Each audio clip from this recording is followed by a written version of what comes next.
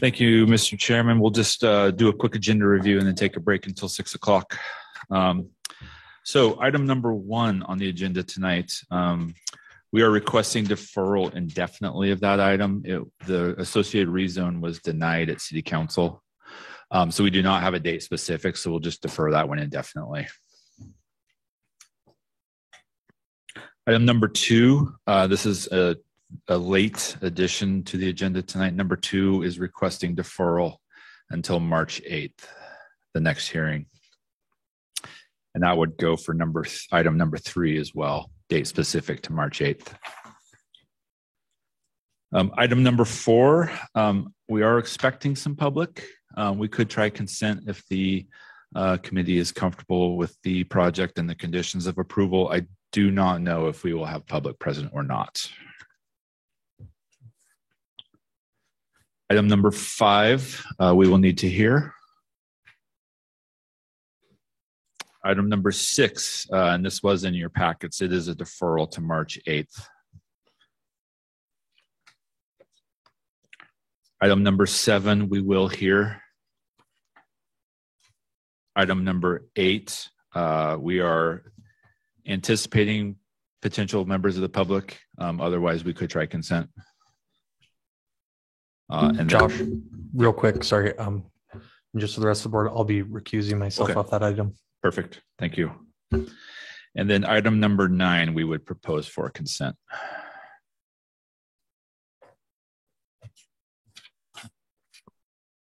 Item number 1 was deferral to, right? Non-date specific? Yeah, non-date specific. We'll have to re-advertise and repost that site when they're ready to go.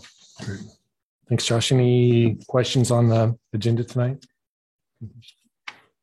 All right. Thanks, Josh.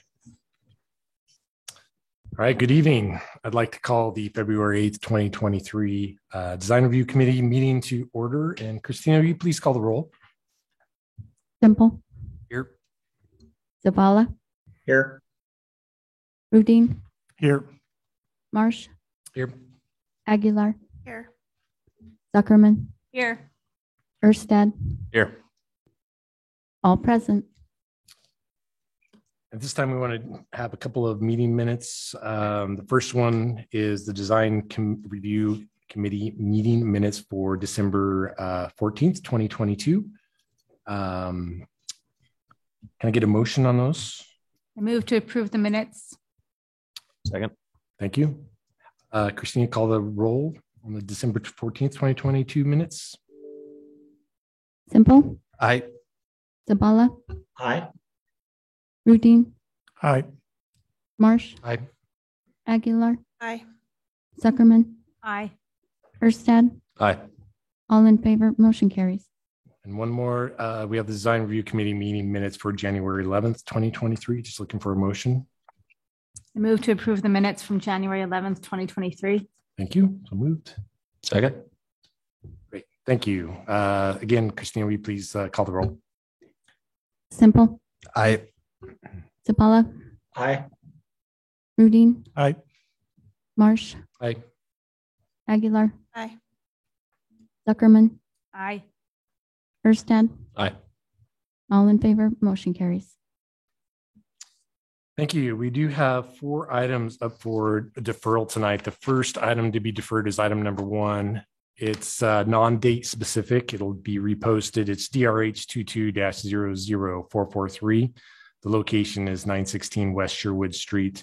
It's for the construction of a new 6-story mixed-use building with 34 residential units and ground floor commercial space and structured parking on a property in a pending RODDA zone. So that one will get reposted. The next one for deferral is item number 2. It will be deferred to the March 8th hearing next month. It's DRH 22-00444. Its location is 1385 South Capitol Boulevard. It's for the construction of a new 6-story multi-use building with 49 residential use units, amenity space, ground floor commercial space, structured parking on a property in a pending RODDCADA zone. Is there any member of the audience wishing to speak on this item who cannot make the March 8th date? Online, please virtually raise your hand. No, it'll be deferred to that date, and they'll hold the full hearing at that point in time on March 8th. Are you able to attend the March 8th? Okay, thank you. Anybody else? All right, thank you. It'll be moved. Next item to be deferred is item number 3. It's DRH 2200445. Location is also 1385 South Capitol. It's for the construction of a new 6-story multifamily building with 39 residential units, amenity space, and structured parking on a property in a pending RODCDA zone. Again, this will be deferred to the March 8th hearing. And again, is there any other members of public wishing to speak to this item? Can I make that date? Or virtually? Seeing none, thank you. I'll be moved onto the deferrals. Finally, there is item number 6. It's DRH 22-00453. Location is 7767 West Gratz Street for the construction of a new approximately 21,320 square foot 2-story automotive sales building and associated site improvements on a property in a C2D zone. Are there any members of this audience wishing to speak on this item who cannot make the March 8th date? Or virtually, please raise your hand. So none in person, none virtually. And with that, that concludes our deferrals for this month. And I would be open for a motion. Mr. Chairman? Yes. I move that we defer item number 1, as you've stated, to an indefinite deferral, and items 2, 3, and 6, as you have noted, to be deferred to the March 8th, 2023 meeting. Thank you, Member Rudin. Second. And second, thank you, Mr. Stead. Is there any discussion on the motion? Hearing none, Christina, will you please call the roll? Simple, Aye. DePaula, Aye. Rudin, Aye. Marsh, Aye. Aguilar, Aye. Zuckerman, Aye. Erstad, Aye. all in favor, motion carries. We have 2 items that we're going to look at for consent agenda. The first item would be item number 8.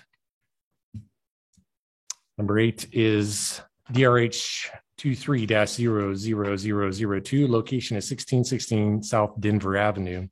It's the construction of 2 new single-family residences on a contiguous substandard lots with waiver requests on a property located in an R2D zone. Is the applicant present? Let the record show that the applicant is present, and is the applicant in agreement with recommended conditions of approval? Please let the record show that the applicant is in agreement. Are there any members of the public wishing to testify in opposition to this item tonight, either in person or virtually? Please raise your hand. Seeing none in person, any virtually, Josh? Thank you. Next item to be considered for our consent agenda is item number 9. It's DRH 22-00412.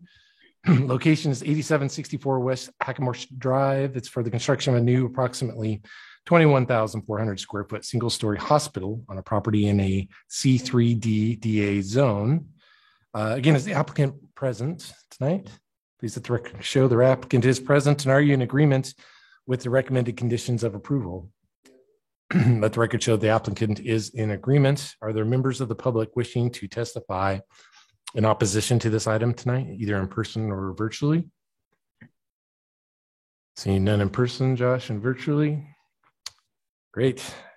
That concludes our items for our consent agenda tonight, and I would be open for a motion.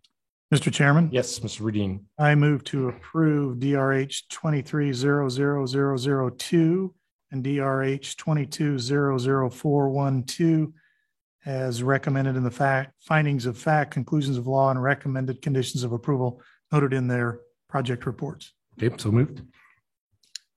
Second. Great. Thank you. So moved and seconded. Any discussion on the motion? Mr. Chair, Yes. my vote for the consent agenda will not include item DRH 23-00002 as my firm was the assisted the applicant with their project. Thank you, Mr. Simple. With that, Christina, will you please call the roll? Simple, Aye.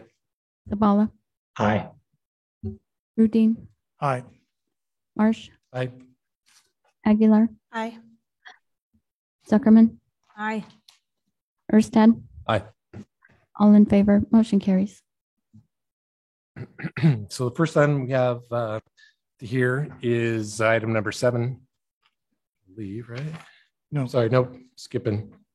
Item number 5, 4. There it is. Getting on the right page. It's item number 4, DRH 22-00420. Location is 801 East Reserve Street. Excuse me.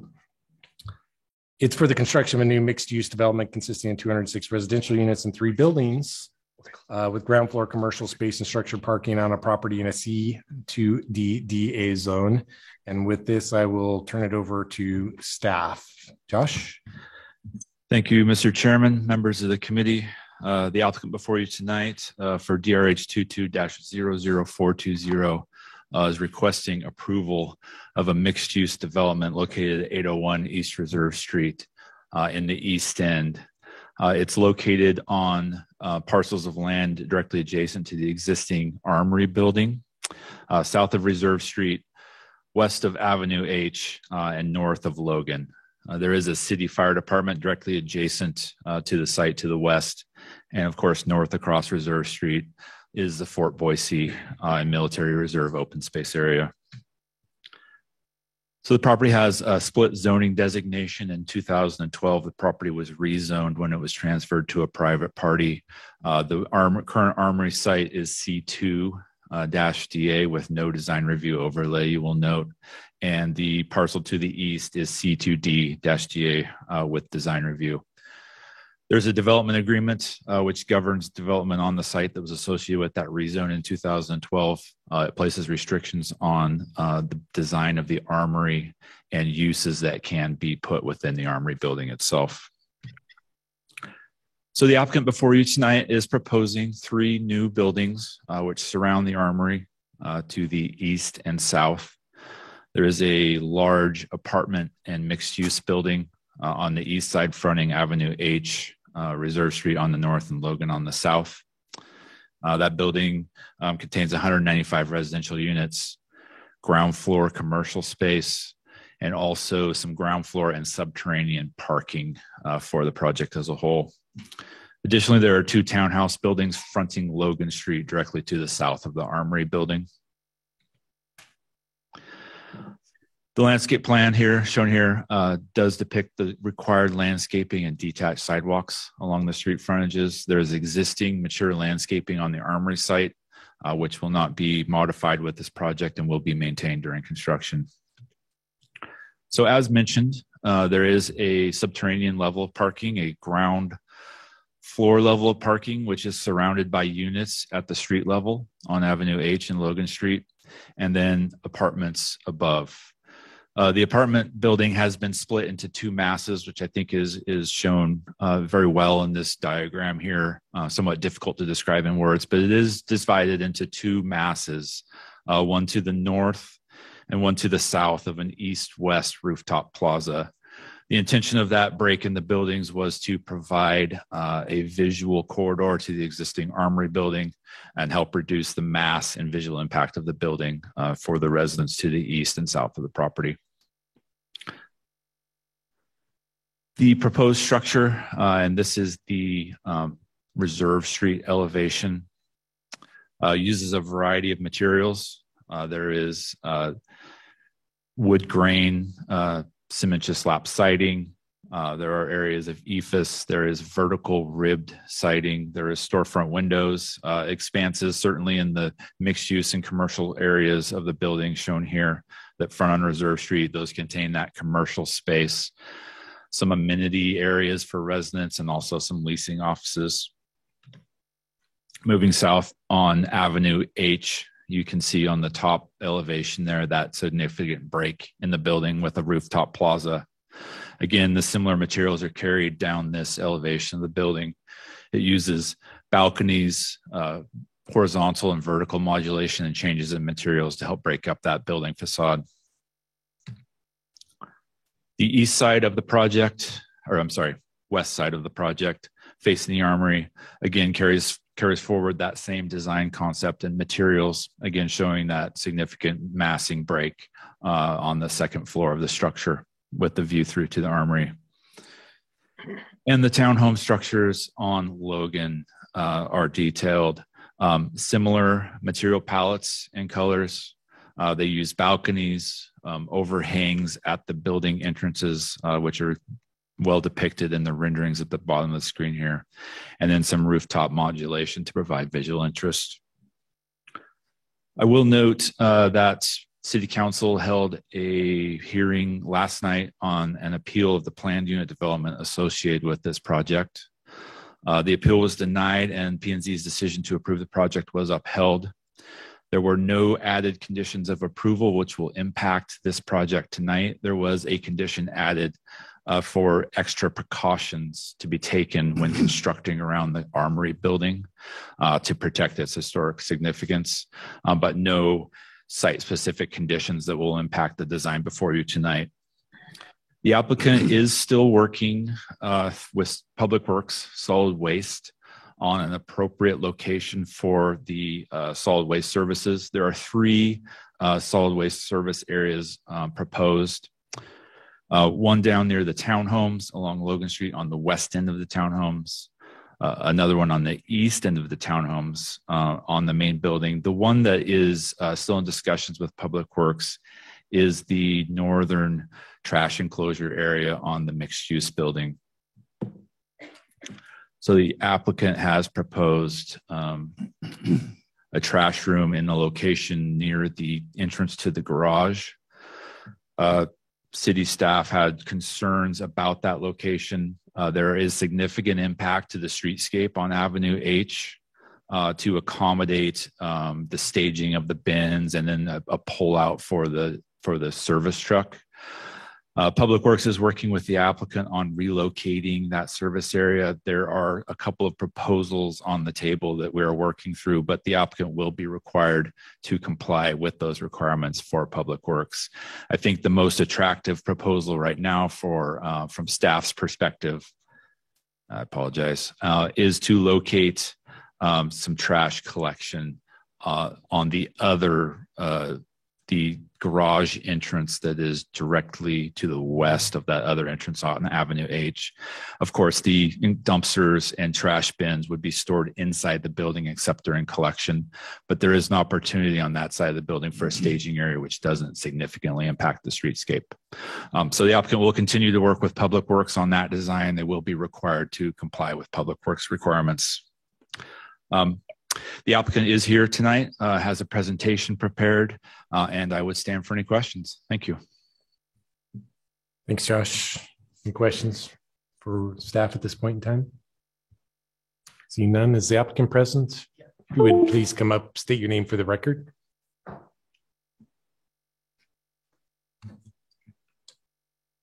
Are you pulling that up, Josh? Thank you. Dustin Holt, Alpha Development. I'm a principal and partner at Alpha Development Group. Mr. Chair and committee members, thank you very much for your time this evening. We appreciate being before you, appreciate your service to the city. We're finally here, and we're finally here to talk about the fun stuff. And so we're very much excited about that. While Josh is pulling, there we go. Thank you, Josh. Want to thank Mr. Wilson and other staff members that we've been working with. You guys have phenomenal staff. Alpha Development is a regional development company. We've developed in 4 surrounding states while we're based in Salt Lake. We've been involved in about 5,000 multifamily units and over 2 million square feet of commercial. Mixed use and multifamily really is our foray and specialty. We fell in love with the Armory building when we first came in contact with it almost 2 years ago. These are some slides. We've developed everything from 8 or 10 unit to the acre townhome to over 200 unit to the acre mid-rise projects in some of those surrounding areas. This is not the right one.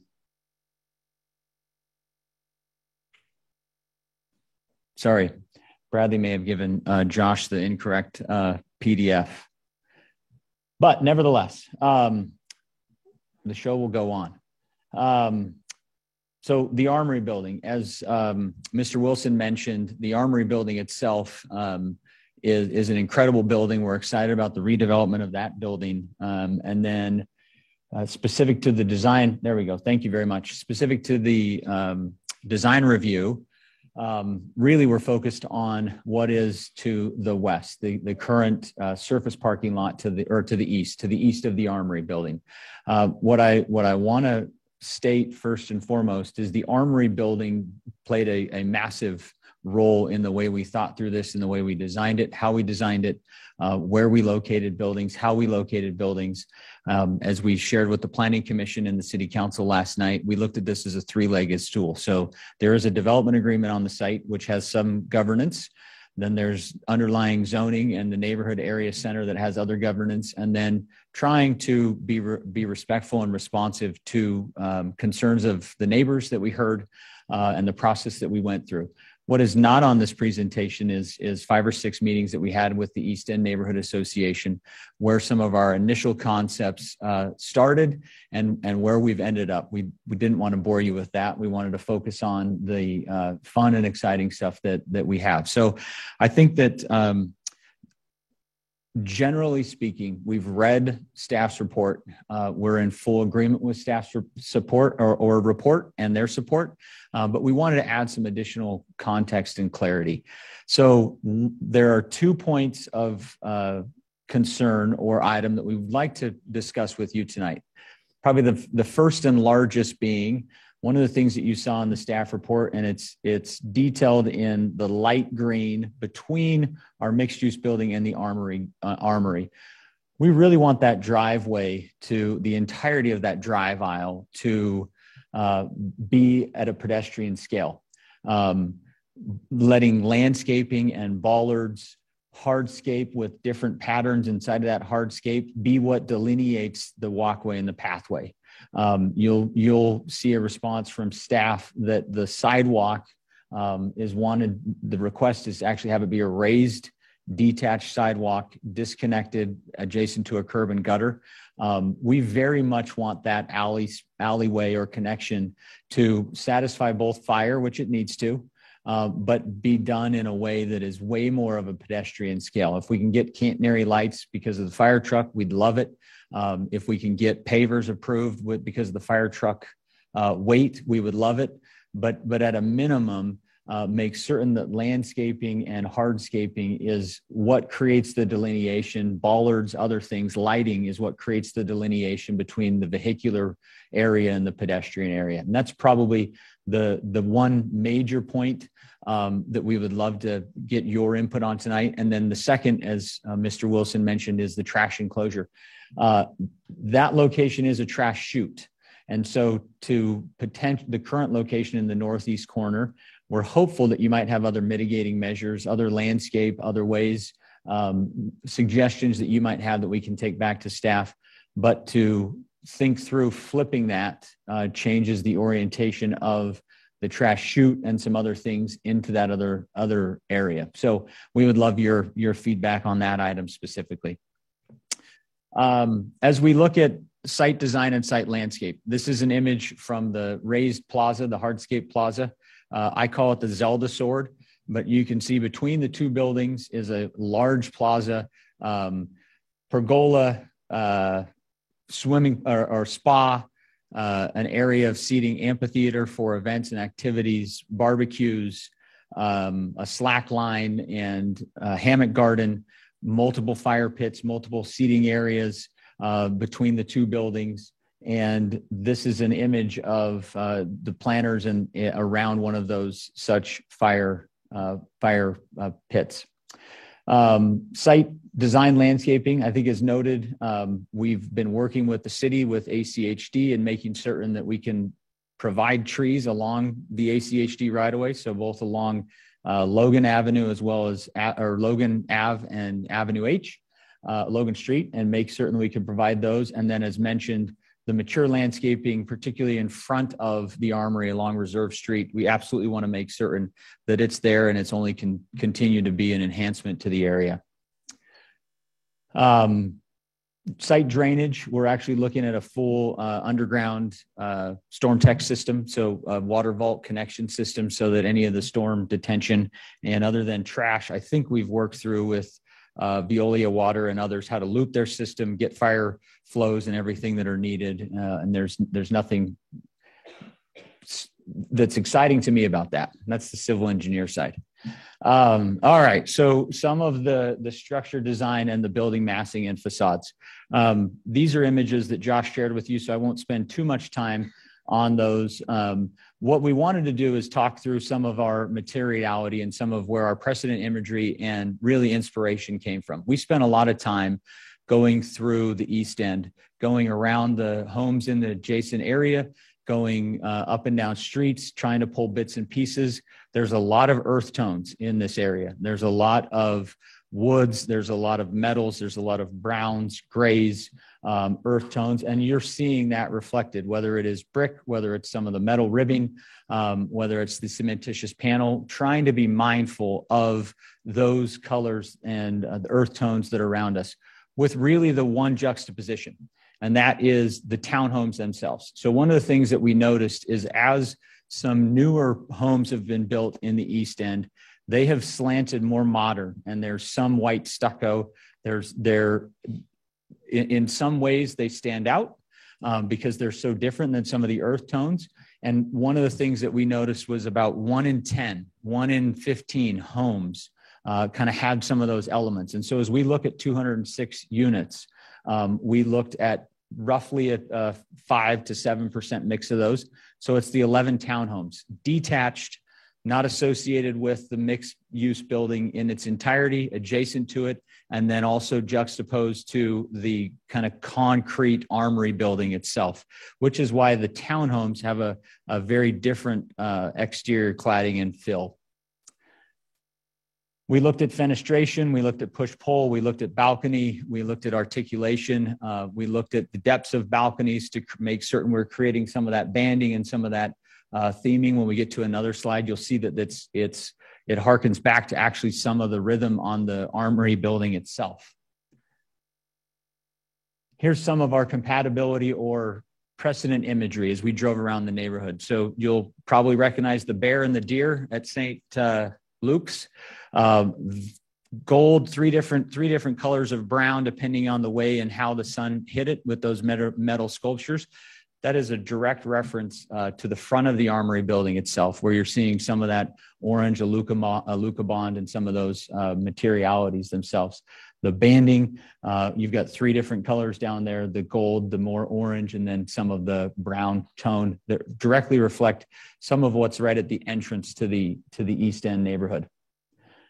We went around, as I mentioned, and looked at different bits and pieces, metal paneling on garages, metal paneling at unit entries of single family homes. And we've tried to mimic those specifically and particularly on this one down at the townhome level, down at that pedestrian scale, pedestrian connectivity at the same scale as the single family homes.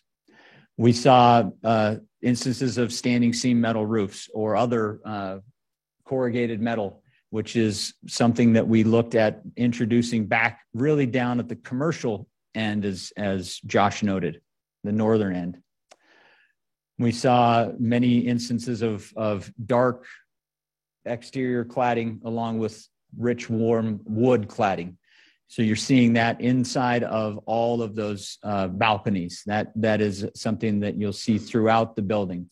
Very similar railing pattern on several homes that we saw. And then the armory building itself.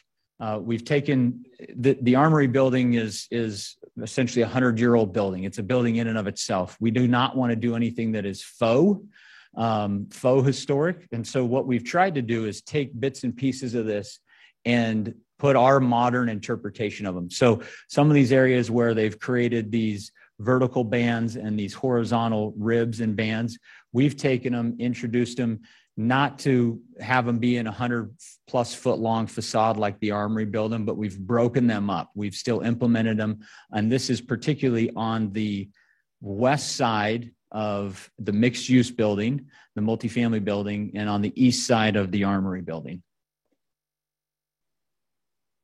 concrete, some of the steel for the patio. As you're up on that raised hardscape looking at the armory, the wood barrel roof of the armory building, we wanted to make certain that we were tying some of those elements back right into the hardscape with some of the planters, some of the concrete planters, some of the metal planters, some of what we have planned on the hardscape area itself. And then right down to board form concrete. They obviously did it because that's how they did it back then. We pay a grundle more today to do it the same way. But it absolutely is something that we feel needs to be done, again, to harken back to some of those bits and pieces of the armory building and some of its history. And then as you look at the cadence of some of the vertical columns on the armory building, on those facades, some of the cadence of the windows, the way that they speak, while we've tried to do those, and it's hard to see in the image, while we've tried to do them in the windows themselves, what we've also tried to do, as you look to the image on the top, is at an expanded view, create that very similar columnar repetition across the entirety of this building. That's really an overview that I have. I've got a wonderful architect with us, Vice President of Method Design Studios, that can get into far more of the technical speak and vernacular if you have questions. But we want to thank you very much for your time and happy to answer any questions that you might have. Great. Thank you very much. Are there questions of the applicant at this point in time? Mr. Chair. Yeah, Mr. Simple. Can you touch a little bit on some of the, I know Josh had mentioned some options that you're looking at for that, for an alternate location for that one trash room that seems to be kind of problematic for the city solid waste collection. Can you talk about that and maybe what options you're exploring? And what, 'cause I know you talked about, it's going to cause some redesign stuff, but I'd like to understand how that would impact it. Kind of where you feel it goes. Yeah, it has to move. I think that's appreciate that, Mr. Semple. I think that, so we've toyed with the idea. So Josh mentioned, and you can kind of see it down in the southwest corner of the site, is a open air but fully enclosed trash enclosure to the west of the townhomes. Tucked inside of the multifamily building in the southwest corner of that, near the stair and elevator, is a secondary trash chute for building 1000 that is right kind of at the end of the hammerhead before you turn north. One of the ideas is trying to expand the capacity of that facility itself. As we understand it, you're looking for an overall square footage and bin size. So one idea is to expand that. The other is trying to actually introduce additional landscaping up on the northeast corner or some additional buffer. The concern, as we understand it, is we've got a 26-foot roughly drive aisle and then a comparable amount of concrete that is needed for those bins to come out. And so we'd end up with 56 feet of concrete at that northeast corner. And so we've talked about, could we do it with other landscaping, other pavers? The concern that we have about doing it on the roof, the northwest corner that staff has mentioned, is if you look at this upper image, right to the left of where it says armory is the garage door into that garage. And you can see the glazing that is into that kind of sitting area right where the elevator is, and then the rooftop patio directly above it. That is where we would need to move the trash chute and the trash enclosure, and then directly adjacent to that is the location where staff is looking at it. That is the first thing that you're going to see, to me, as you're coming down Reserve Street. Because of the nature of Reserve, you're going to see this northwest corner of the building. And so our response or rebuttal is that this is actually the first thing that you'll see. The location that we have it at is hidden in some ways because of the care facility that's directly across the street. I understand staff's point that it's out on the road and opens the concrete driveway. I wish we had an even better answer for you at this time. We don't. I'm hopeful that we can get there with a resolution, but in a large part, we would love any direction or any thoughts that you have that we might be able to incorporate. Okay, thank you. Thank you. That helps. Other questions from the applicant? Mr. Chair. Yes, Psycho. I was trying to find in the staff report, bicycle parking. How many spaces are you proposing and where exactly is that?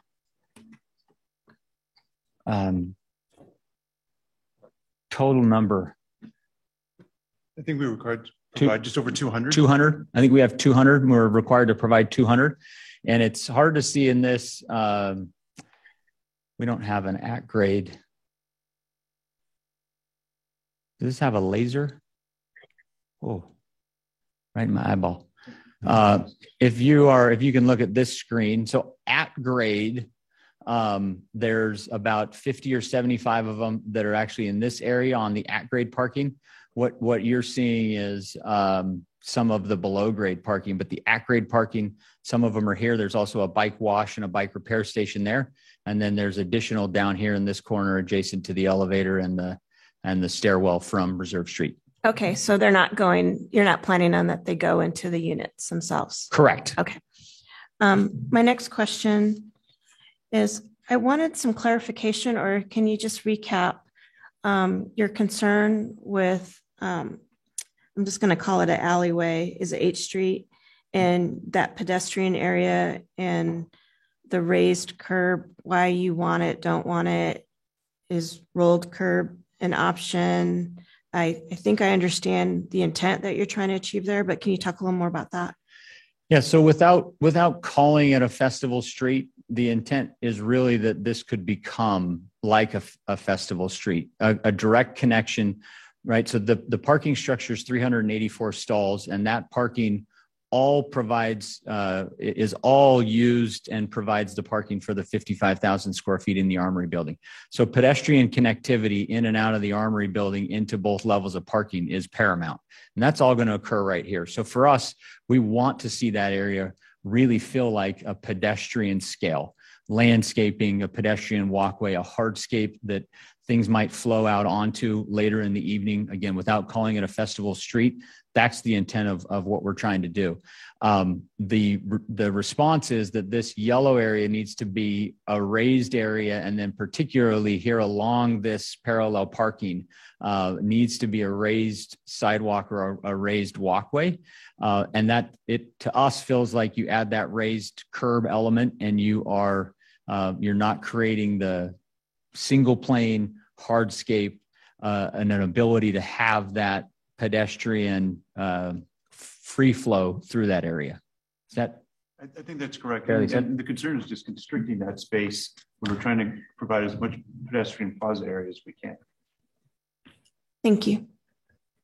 So we think that landscaping, lighting, bollards, a delineation of hardscape materiality can create that same intent of truly creating a delineation between vehicular and pedestrian, but in off hours, something that is way more permeable for pedestrian.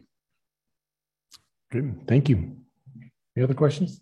All right. Thank you very much. Mr. Chair, committee, thank you very much. Other members of the public who wish to testify to this tonight, feel free to come forward, and if you would mind, and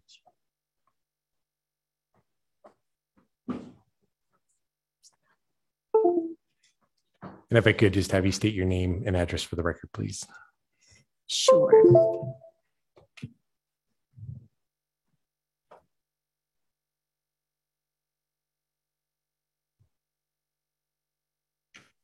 Thanks, Josh. Mr. Chairman, members of the committee, my name is Cindy Montoto. I live at 718 East McKinley Street here in Boise, and I'm the Vice President of the East End Neighborhood Association, and I'm the authorized representative to speak to you tonight on this project. You may know me due to my position as Vice Chair on the Historic Preservation Commission, but given that this site does not lie within historic district boundaries, there's no conflict. And not only that, this site has National Register standing.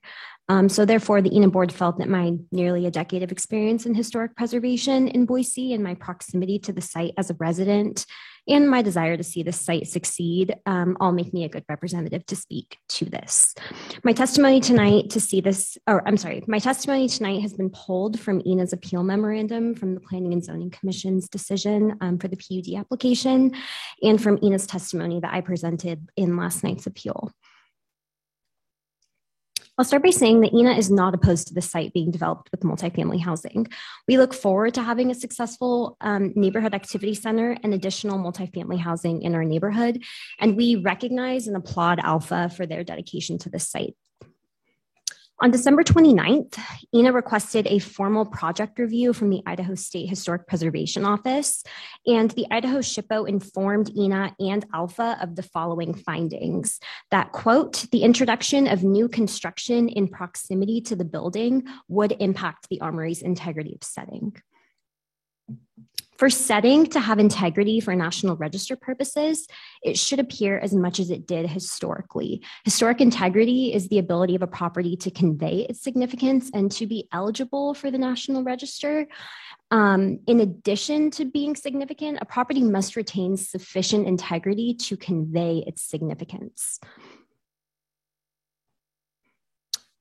As this site is not located within the historic district, it's not protected or governed by anything.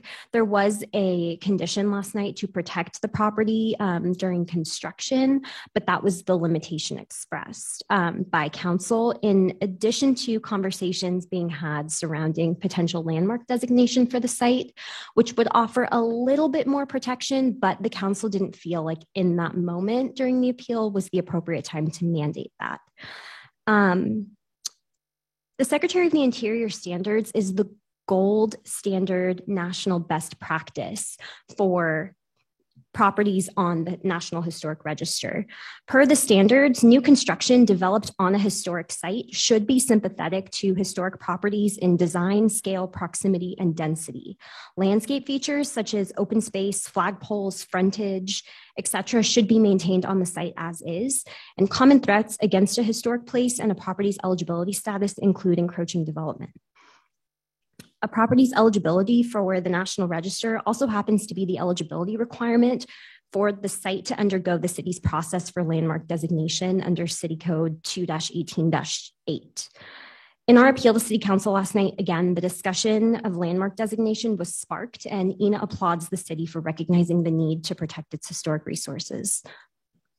Given the history of this nationally registered site, ENA is requesting Alpha's written commitment to include on-site display of historic documentation like architectural drawings, written narratives or quotes, signage, plaques, artifacts, or pieces of the historic site like machinery or equipment.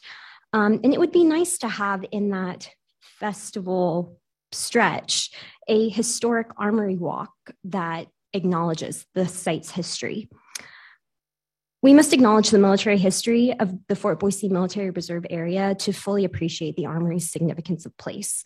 ENA would like to see quality bike and walk access with wayfinding from Logan and Avenue H and Reserve with adequate bike parking conveniently located off of the plaza that is covered against the elements. We're requesting impervious surfaces for the plaza and all outdoor spaces. And we would like to see the site retain all of its trees and even request the planting of additional trees to provide shade between the Armory building and the new construction. Again, we recognize and thank Alpha Development Group for their commitment to this historic site. ENA appreciates your time and your dedication to our great city, and I will stand for any questions. Thank you very much. Questions? Mr. Chair, one quick question. When you discussed how the impact to the National Registry with redevelopment,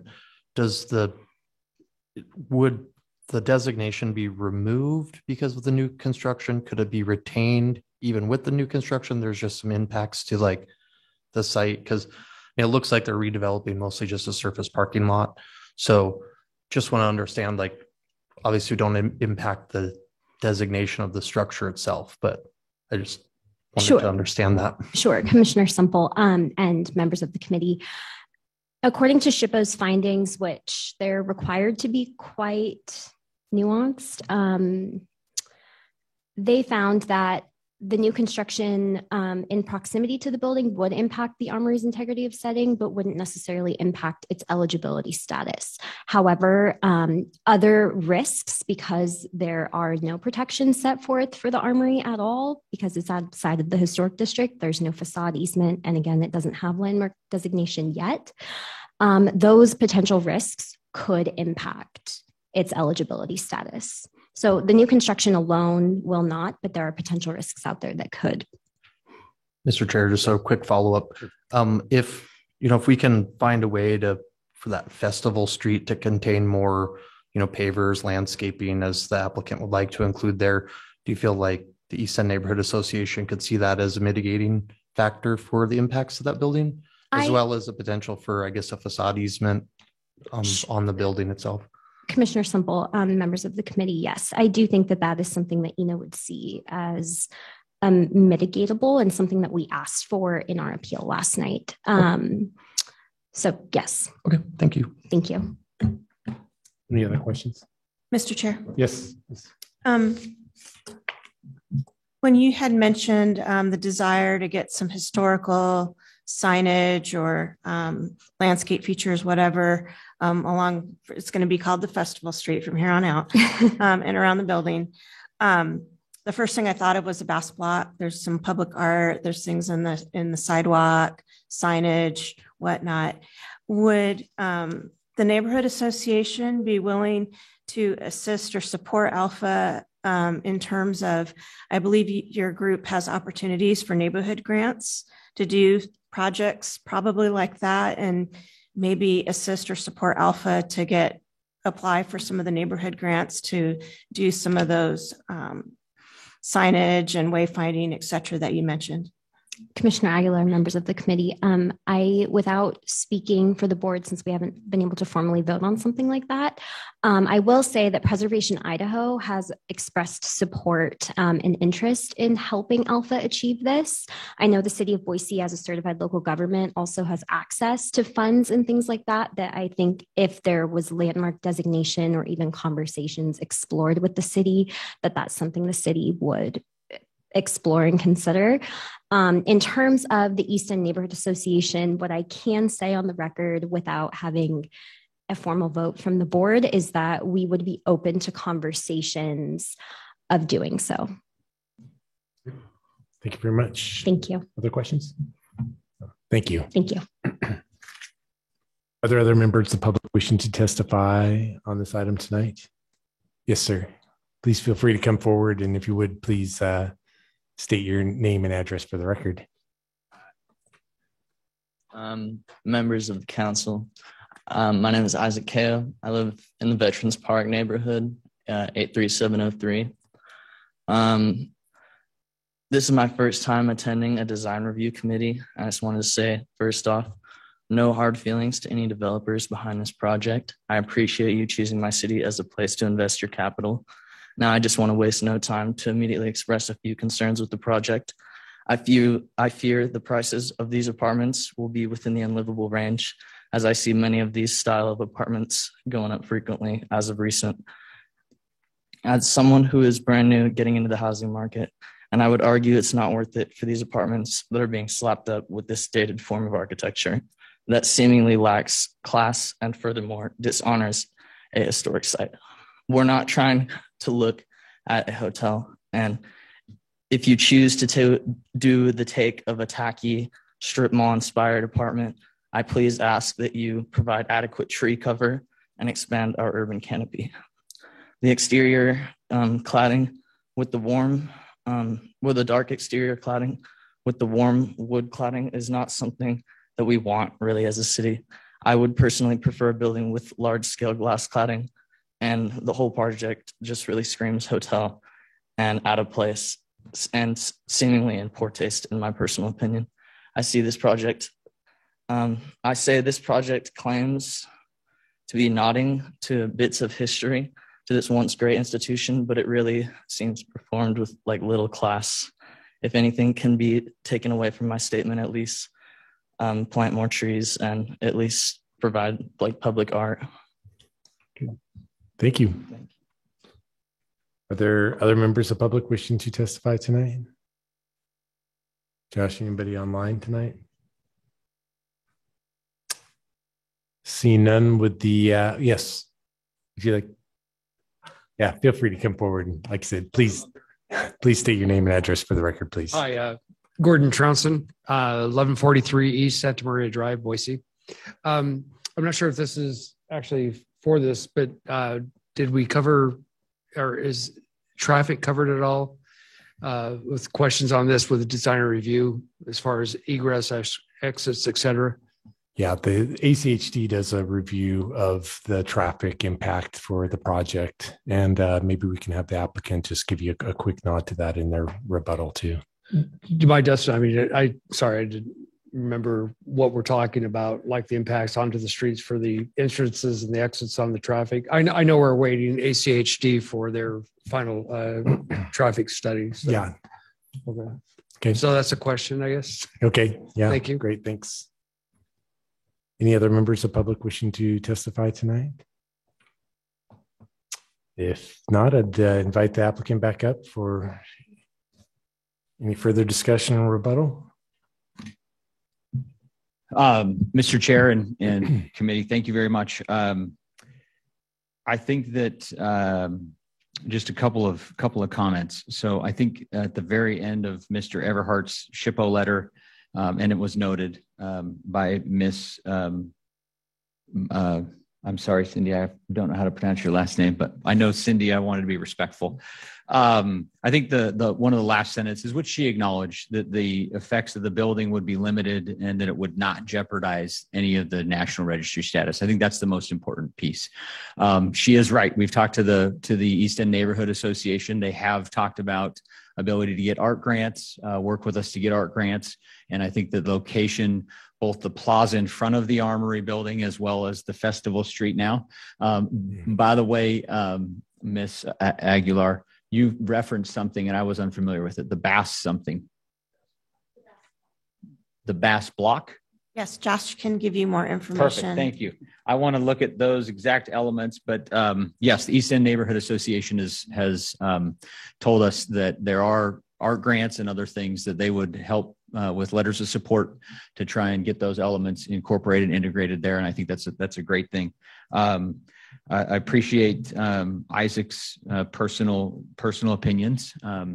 And as far as Gordon's comments regarding traffic, ACHD has formalized its report. You have a copy of their full formal report in front of the Planning Commission. We knew at that point verbally that there were minor mitigation measures that we would implement all of those, aligning some of the driveways with adjacent driveways and projects, and most, if not all of that, has already been incorporated into this site plan preemptively. So again, we were really excited about this project. Appreciate any further input or comments that you might have, and otherwise would respectfully request your approval of this matter this evening. Thank you. Thanks. Any last questions for the applicant at this point? Mr. Chair. Yes, Mr. Simple. Just touching real quick on the easement, the facade easement. I know it's a process that's been done here on other historic buildings. It just protects the exterior of that structure, so it can't ever be modified other than to, bring it back up to, structural integrity and everything. Is that something that you guys would be willing to explore with the city to put something like that in place? And kind of on the same vein, that the landmark designation, I know that that's been brought up a couple of times. So is that something that you guys are willing to explore with this to help, with comfort? Mr. Chair and Mr. Semple, we, in response to that same question to the mayor and city council members last night, the response was, I don't fully understand what it all entails. So furthering conversations, yes. The biggest concern on the landmark specific is whether or not it would impact and entail the surface parking lot, let alone, not just the building in and of itself. I think that one of the comments on the exterior facade easement, we've done those in the past. And I think one of the elements that we expressed to the city council last night is figuring out the best and most applicable way to do that. So the DA has exterior materialities. I know there are some members in the East End Neighborhood Association that don't love those. I personally don't love them. And so if there's a way to get back to some of the roots of the concrete and not the painted tan, and some of those, I know there's concerns about the windows, the current dark windows that are there versus just good, clean, clear windows with muttons and good mullions and something more historic. So I think once the exterior cladding is finalized, to make certain that then moving forward it stays in that form, I think that would absolutely be an appropriate approach. Mr. Chair, can I follow up real quick? So I know that we're not looking at the redevelopment of the Armory building itself tonight.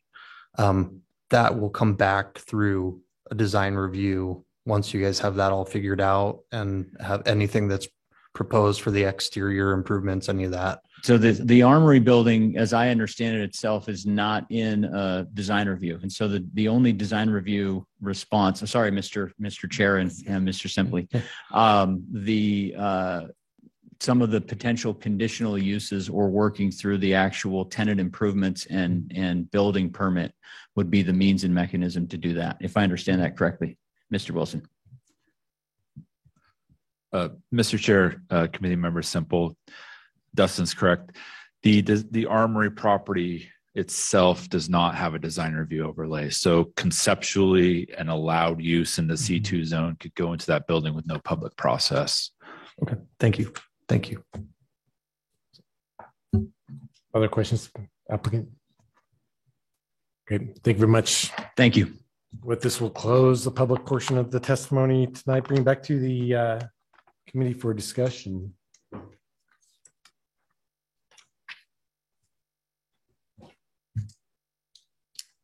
Mr. Chair, yeah, I guess I'll just start off. I like to see that this site is being redeveloped. I think that I've been here enough that site has, I think the East End Neighborhood Association and the city of Boise in general has been waiting for someone to come in here to do something with that site because it is very significant. So, and in general, I think that the plan looks very nice. I think that there's adequate landscaping. I think that, you know, the architecture does kind of harken back to that, the existing structure there. Does tie into some of the materiality and form within the East End Neighborhood Association. I think the trash enclosure is a little sticky just because you know, you can do everything you want to hide it, but you know, if you drive down some of these other apartment complexes and see where they have a trash room and where they haul their bins in and out of, it looks good for a little while, but it does take a lot of maintenance to keep it looking like that. So that's just some of the things going through my head when looking at this project and listening to the testimony. I just want to start off the conversation. Okay, thank you, Ms. Simple. Other thoughts? Yeah, Mr. Chairman, this is going to be a question oriented your way, Josh. You have a request for that raised walkway, and it looks like we're all collectively as a group planning to not going with that and using that as more of a venue for an artistic space and letting it be a little bit more free flowing. So tell us why the raised space. Mr. Chairman, committee member Rudine. So we developed that condition in conjunction with our current planning team who worked on the planned unit development. So that kind of came through that process. There was a desire to kind of elevate that walkway and with a curb specifically for protection from vehicles. I think it's fair to say that is not a high traffic service drive. So if the committee desires to lower that to the same level as what we're calling the Festival Street, certainly not a problem. Just modify that condition appropriately. You can add some conversation there about, you know, appropriate landscaping, bollards, those could be pedestrian protection techniques other than raising the walkway. But it was simply a separation between the vehicles and the pedestrians. Thank you. Mr. Chair. Yes. I just had a quick follow-up to that conversation. So I think I understood you correctly, but I just wanted to confirm there wasn't any like engineering or public works in terms of, say, stormwater requirement for that raised curb. Mr. Chairman, committee member Aguilar, no. Thank you. Mr. Chair. Yes, Mr. Bo. And this, I don't think this is a question for Josh in general. I think that, I mean, I like the direction that we're going with that. I feel like we should probably have that come back to a work session so we can kind of look at, you know, what does the bollards look like? What do those trees look like? You know, the locations, just so we can ensure that the design of that space is creating the protection and kind of the vision that I think that you guys are looking for. And that's, you know, just a public work session that we have here. You can continue down the road with your plan production and everything. Maybe we can wrap it into a 50%, you know, work session thing. So just, I don't know, how does the rest of the committee feel about that?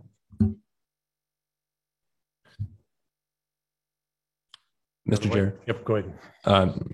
I think that we're on the right track with the work session for the Festival Street. I don't know that it will necessarily get used as envisioned. You know, there's a lot of blank walls facing that at the pedestrian level and garage doors, and so I don't see it being activated in a way that would really benefit Festival Street. But I think that, you know, there's not too much harm in actually executing it as such. And, you know, if it's communicated as a place for the kids that live there to go play, and then even better. I appreciate about this project that it's, you know, it's been very deliberate with the massing and the way it's been kind of broken up to appeal more to the neighborhood scale. I'm concerned with the materiality of the buildings. You pulled a lot of examples from some of the absolute newest houses in this neighborhood, and that I don't see a lot of, you know, rationale to kind of the forms and applications of your materials. So I just, that from kind of a personal point of view, but just kind of from a design principles point of view, I don't think that there's a lot of clarity to your design, and I think it's overly busy without any sort of sense of logic to where those materials are applied, or, you know, how they accentuate forms or do anything to really break up the forms of your building. So I'd really like to see kind of a refinement to that, whether that's in a work session or I think from the level of just the bones and the structure of this building, I think we're on the right track, but I still think it's it needs a little bit more massaging from a, you know, skin deep level. Mr. Stad, other questions, comments from the committee?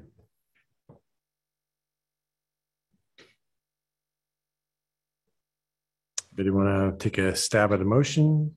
Any further discussion?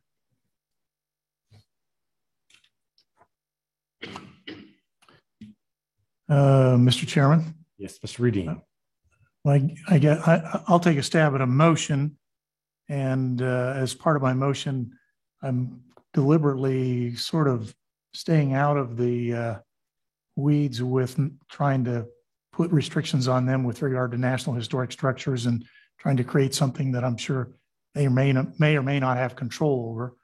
Hopefully they're good stewards and will continue that dialogue and do all the right things, but it's hard for me to look at them and say, yeah, you need to make sure this is a historic building or something like that, where it just doesn't seem appropriate to put that restriction on.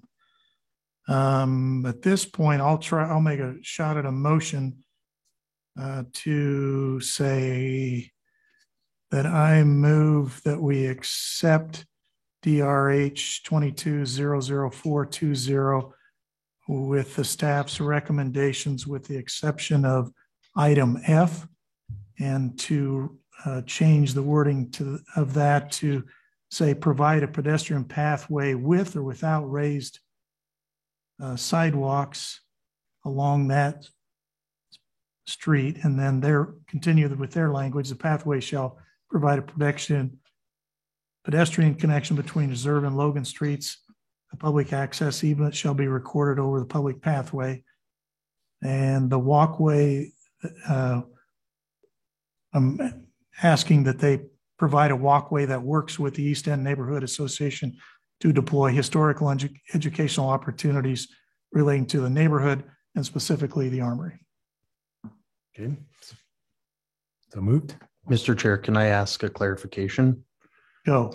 For that motion, for item F, would the motioner be willing to add that the pedestrian pathway shall be separated from the adjacent service drive and parking spaces with or without raised and textured pavement, trees, bollards, lighting, or other acceptable methods of providing safety for pedestrians? Absolutely. Second. Moved in second. Okay, any discussion on the motion? Mr. Chair. Yeah. I'm looking at all the conditions. And I think we talked about we wanted to see this back at 50% or some future date with the further developed concept of the Festival Street and perhaps the entire building for discussion. Would you want that as part of the motion? I'm perfectly happy with doing something like that. You know, that pedestrian pathway is a design project all to itself, and we're asking them to go off in the weeds and do that. It would be nice if they came back with that. So would you like for me to modify my motion to add G to include coming back at 50% and showing us the detail for that as well as the rest of the project, including exterior materials? Yes, sir. Okay, I'm okay with that if the second is. Yes. Done. Okay. The other discussion? Moved and seconded. If not, we please call the roll. Christina? Semple, Aye. Zabala, Aye. Rudin, Aye. Marsh, Aye. Aguilar, Aye. Erstad, Aye. all in favor, motion carries. Great, thank you guys. Next item is item number 5. We're going to hear it's DRH 22-00451, locations 13863 West Meadowdale Streets for the construction of a new approximately 5,950 square foot 2-story office building, associated site improvements on a property in an NOD zone. And this at this time, I would turn it over to staff. Good evening, Mr. Chair, members of the committee. This is application DRH 22-00451. Excuse me. The property is located in Milford Creek Business Park, a neighborhood office complex. It is right off North Eagle Road to the south of West Meadowdale Street. The subject site is facing the interior of the business park with its north side fronting West Meadowdale Street. It has a mixed-use land use designation. The land use around the property are single family to the west, commercial and office uses in other adjacent areas. There is a north slough canal running through the southern portion of the site with a 50 feet wide easement. The project scope will happen outside of the easement area. The building placement satisfies setback requirements in this zone. There is no new access created. The applicant is proposing to utilize existing access from West Meadowdale Street. With the proposed building size, the minimum parking requirement is 20 stores. The designated parking space in front of the building provides 12 stores, including an ADA parking. The applicant requests a parking reduction and plans to share parking with other users in this business park. The applicant has submitted the parking analysis. In her analysis, the applicant states that the proposed use will need 10 parking spaces total. In addition to the provided 12 stores in front of the building, there are 13 additional parking stores directly across the drive aisle adjacent to our existing building. The applicant says they are not expecting public to come to the proposed building, hence additional parking is not necessary. The applicant also submits original construction plan of Milford Creek Business Park and its current CCR, which show that the development was part of the original plan. And the shared parking situation were agreed amongst all the office users. Based on the submitted information, staff supports the request for parking reduction and the proposal for sharing existing parking stores.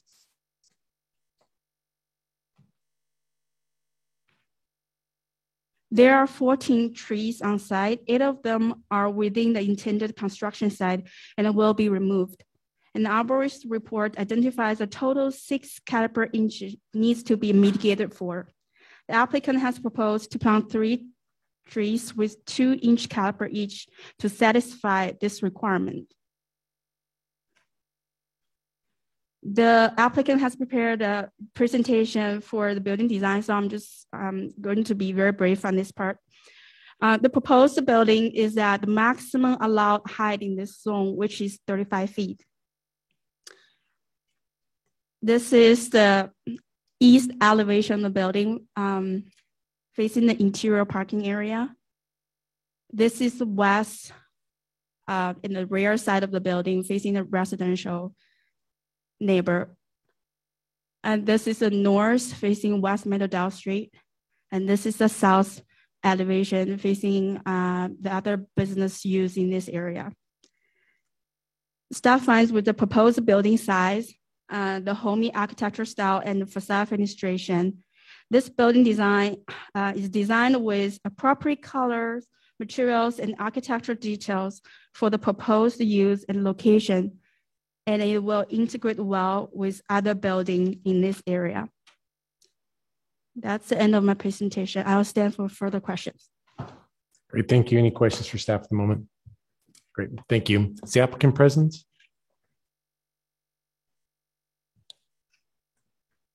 May I add condition? Sorry, I forgot to mention there are 3 conditions associated with this approval. Condition 1, comply with Boise City Code to select class 2 at or class 3 species for trees located in a street landscape buffer. Condition number 2 is comply with parks comments to provide details for all the existing trees and a mitigation plan for trees proposed for removal. The applicant has submitted additional information this Monday. Staff has reviewed and find all the submitted information satisfy condition number 2. Condition number 3, comply with solid waste comments, submit a written permission for using existing trash enclosure on a separate parcel. Yeah. With that, I will stand for further questions. Thank you. Great, thank you. Questions at all for staff? Seeing none, thank you. Is the applicant present in person or virtually? Okay. And I believe we'll get you going virtually here. When you have a moment, please state your name and address for the record. Hi, my name is Jessica Petty with 1215 Design. My address is 1897 South Satellite Way, Boise, Idaho. Hey, Jessica, could I have you just speak up just a little louder too, please? Yeah. A little bit. Sorry. Thank you. Do you need me to repeat what I said? That's better. Perfect. Jessica Petty, 1897 South Satellite Way, Boise, Idaho.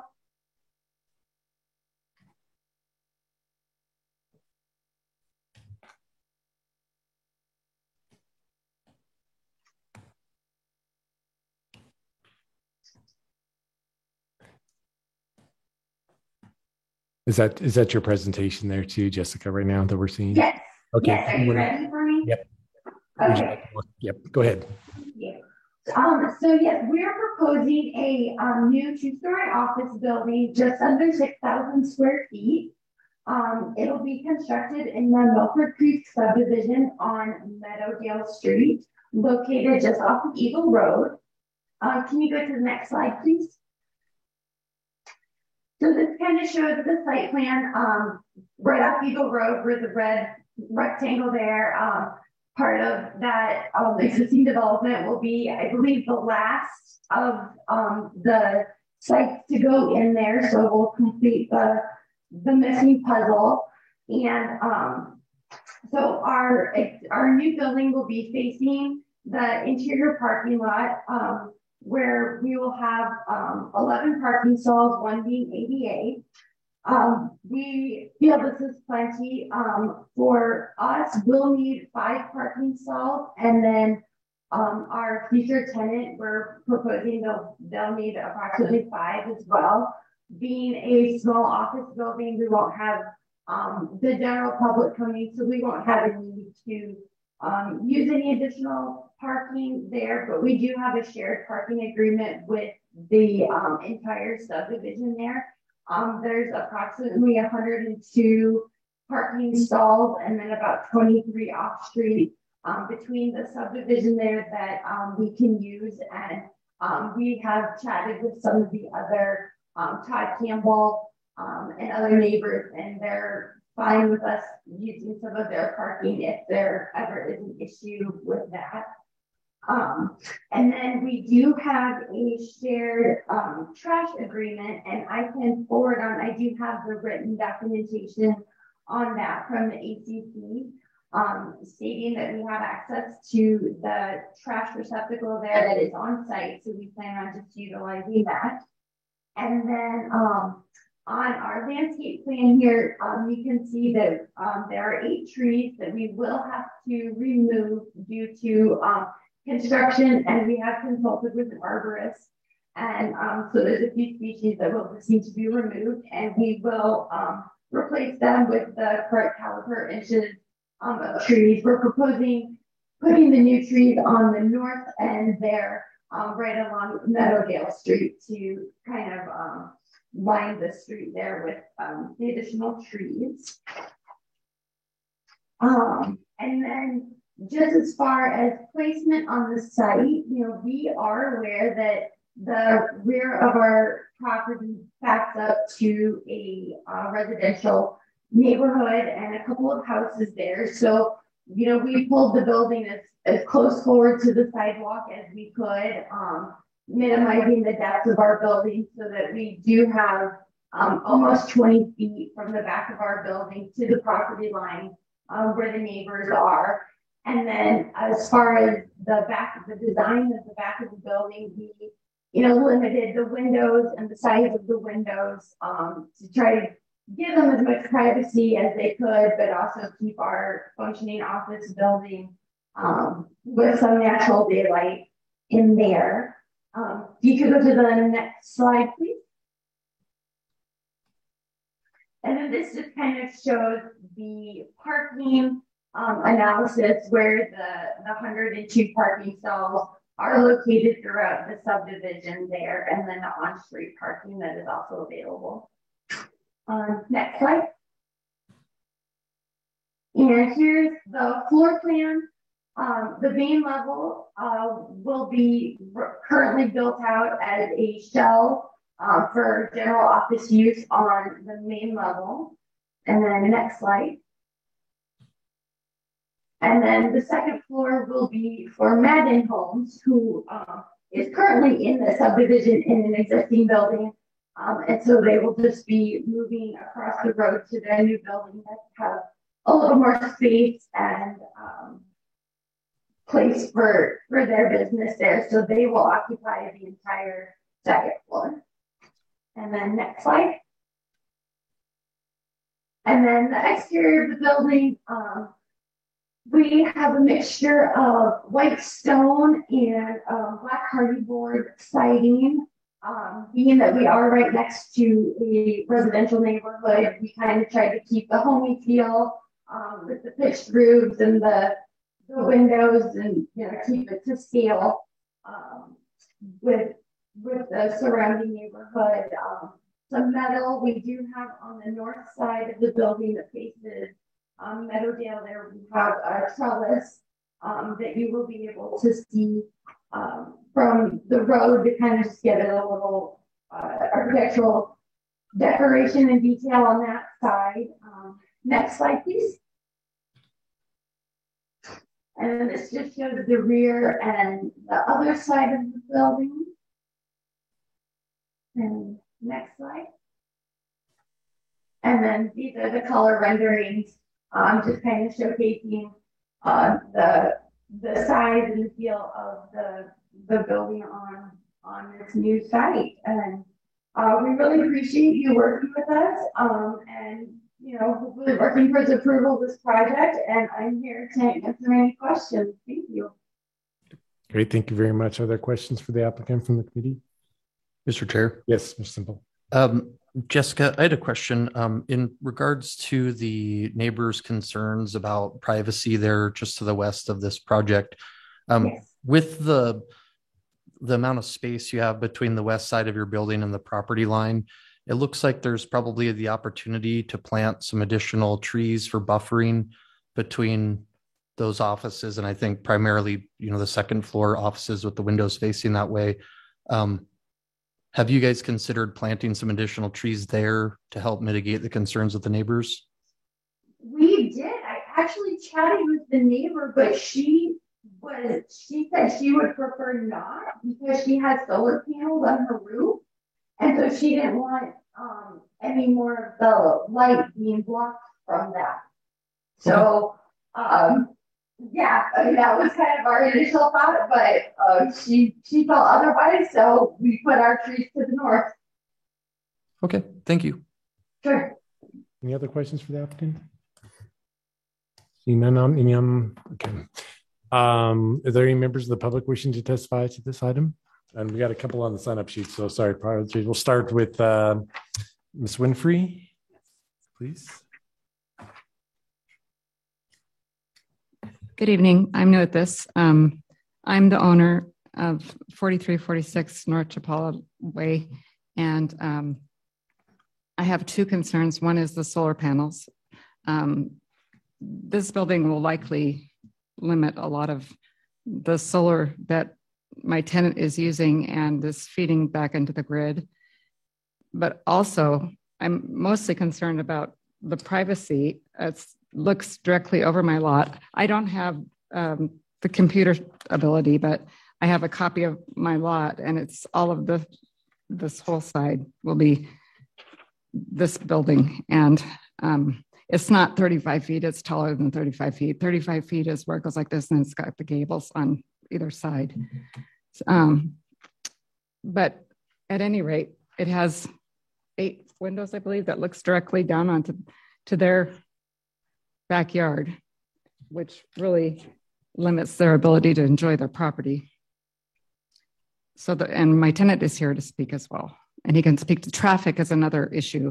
I highly recommend a traffic study is done on this street, as I don't live there, but I go by from time to time, and that is not what traffic looks like on that street at all. In fact, if you look, Eagle Road doesn't even have any cars on it. Both sides of that street are totally blocked. My lot has in the front corner has a fire hydrant, and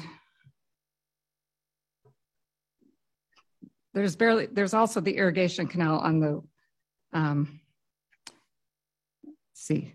south side of the property. So that needs to be available for its easement as well.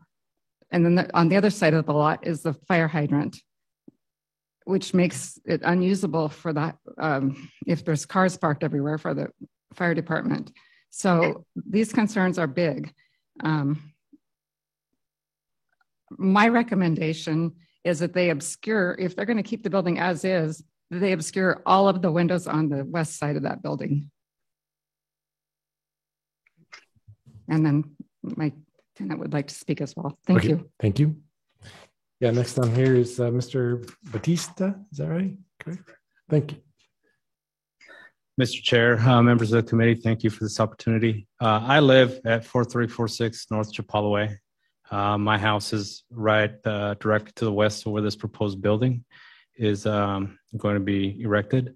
My concern is the security onto my backyard. I have a young 17-year-old daughter, and my wife and myself live there. We occupy the house, and the site that I'm looking at, the windows, obviously, looking down on my property creates a big concern for me. That is one of my biggest issues, and that's the reason I'm here tonight. The other issue that I have is the parking on that street. As that picture demonstrates, that is not an accurate representation of what goes on there during the business hours of these businesses that are operating there.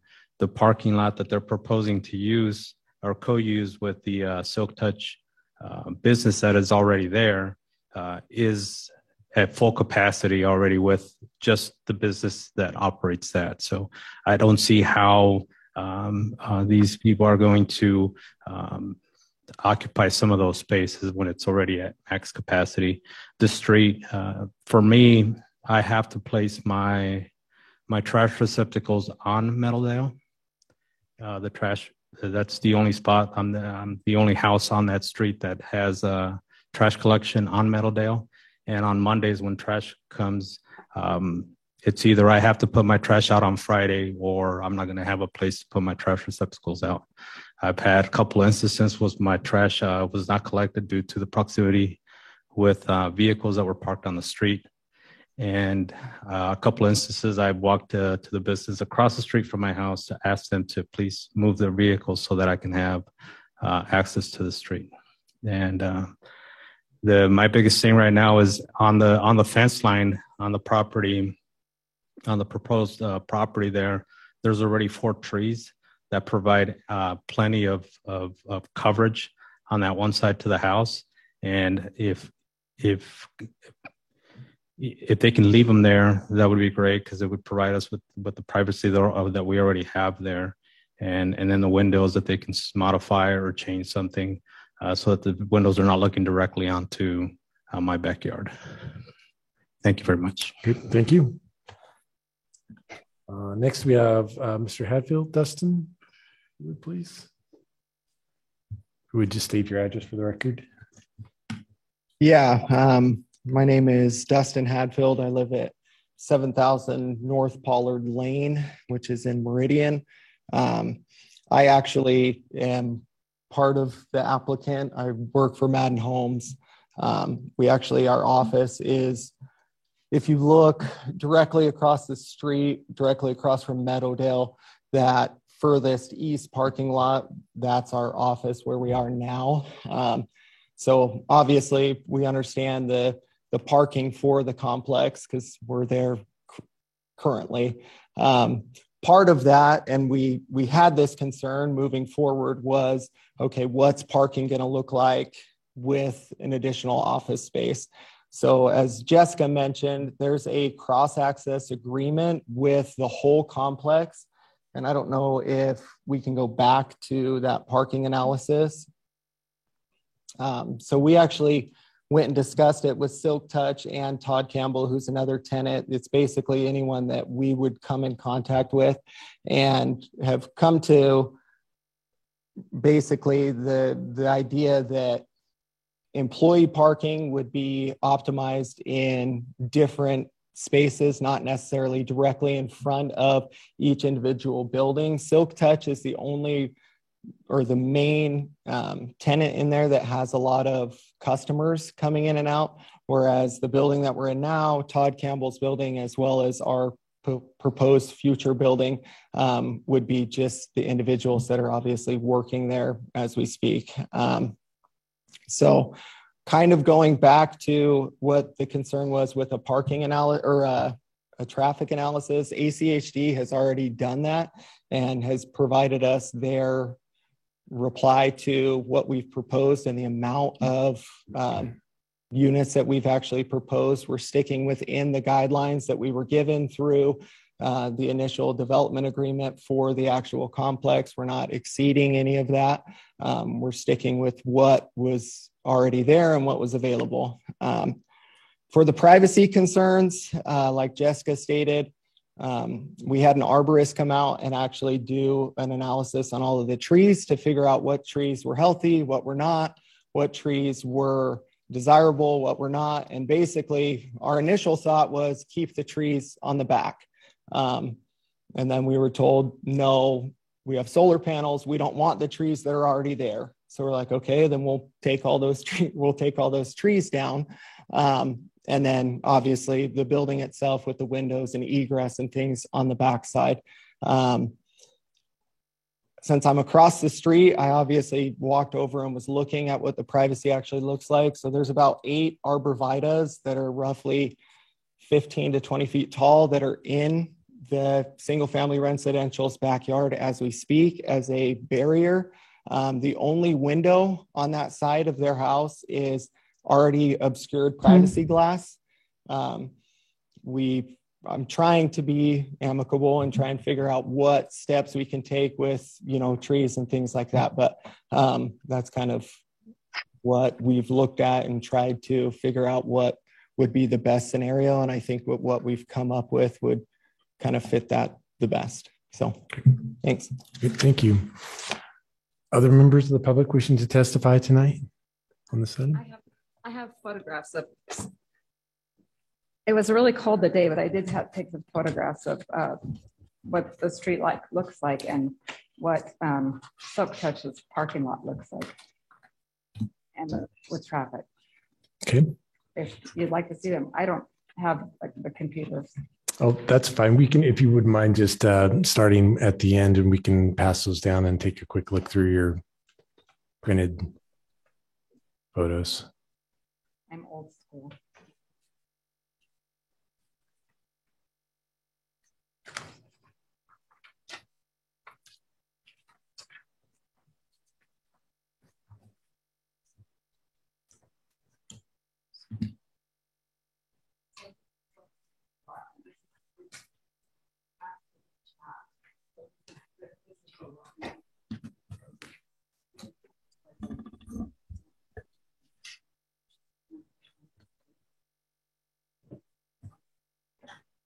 Thank you.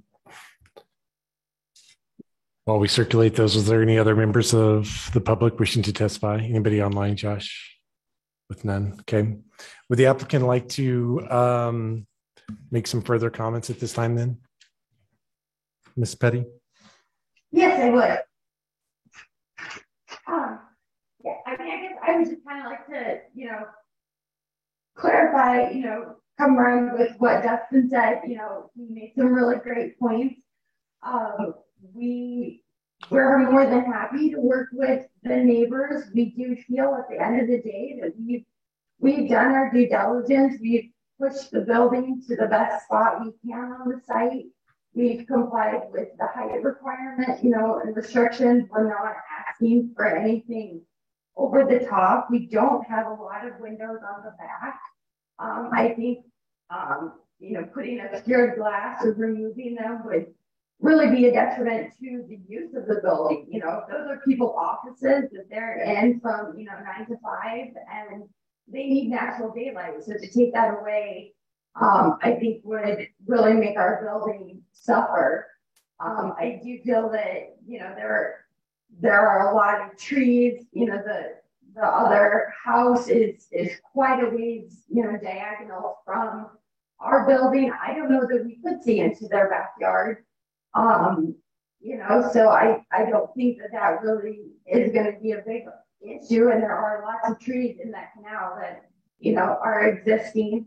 And as far as the parking goes, I mean, we're utilizing our stalls. We're within the means of the parking agreement. We work with the neighbors, and I feel like we're building exactly what was intended to be built here. And I think that it complies with everything, and I think it's going to be a great project. And we worked really hard on it, but we just hope you support us in it as well. And that's all. Thank you. Great. Thank you very much. Any final questions for the applicant from the committee? Seeing none, we will close the public portion of the testimony and bring back to the committee for discussion. Oh, I'm sorry, we closed it. I'm sorry, the public portion. Sorry. Thank you. Comments, questions? Mr. Chair. Meadowdale is a public right-of-way, so this committee doesn't really have any authority on parking. It's ACHD right-of-way. So it's just more of a comment or a recommendation that if there's a concern about parking and especially near the driveway, which I would be too, to reach out to ACHD. And I think they could help you mitigate maybe some of the challenges you have with on trash day and whatnot. So that's just more of a statement. Thank you. Other comments? Mr. Chair. Yes. I think that, you know, it's always difficult to see our backyards have new masses peeking over the fences. But at the end of the day, I think, you know, if this were a residential zoning in the back, this would be completely within bounds as far as a building mass, building form, like everything about it, including all the windows. And, you know, I think the fact that the olive branch was extended, I mean, we can't plant olives here, but the fact that efforts were made to increase the amount of privacy provided by landscaping elements in the backyard, which was not accepted. I don't see any reason why we should decrease the size of the fenestrations when, you know, outside of an NOD as it is, we would have nothing to say about a building exactly like this going in this exact spot. Mr. Chair. Yes. This is a question for staff. Can you confirm for me the height of the structure, specifically whether that 35 is to the midline of the pitch, which we typically consider as the height, or if that's to the top of the structure? The 35 feet from the ground of the finishing floor to the highest point of the structure. Okay, that's what I thought I saw. Thank you. I've got it on the plan. Any other comments from committee? I think I'd agree with that too. It's I think from an office use versus a residential use in your backyard, I think I'd rather have an office because it's partially occupied. Usually those west windows have blinds down most of the time because of the late summer sun. Again, I guess we'd encourage the applicant to continue conversations with the adjacent residential property owner on any means necessary to provide any privacy. But it also looks like this footprint and the development fits the original plan for Mill Creek there very closely. I didn't have any issues with the application. Mr. Chair. Yes. Yeah, I'd concur with that. And additionally, it looks like the way that building is sited on that property, really just the northwest office space is really the one that's closest to that residence, with the second floor balcony and everything else being on the south end. Really, they're looking at that canal.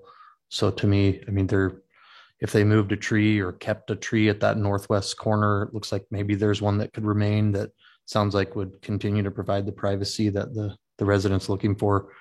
I think that the applicant's done a good job at, you know, again, trying to reach out and coordinate. So. Well, if there's no other comments, be entertain a motion. Mr. Chairman? Yes, Mr. Rudin. I did hear staff say that they have maybe come in compliance with a couple of items on their list there, but I don't think removing any of them at this point would negate whether they were in compliance or not. So I'm going to move to approve DRH 22-00451 as recommended in the findings of fact, conclusions of law, and recommended conditions of approval noted in the project report. Okay, so moved. Second. Thank you, Mr. Sturstead. Moved and second. Discussions on the motion at all? Seeing none, Christina, will you please call the roll? Simple. Aye. Zabala. Aye. Rudin. Aye. Marsh. Aye. Aguilar. Aye. Erstad. Aye. All in favor, motion carries.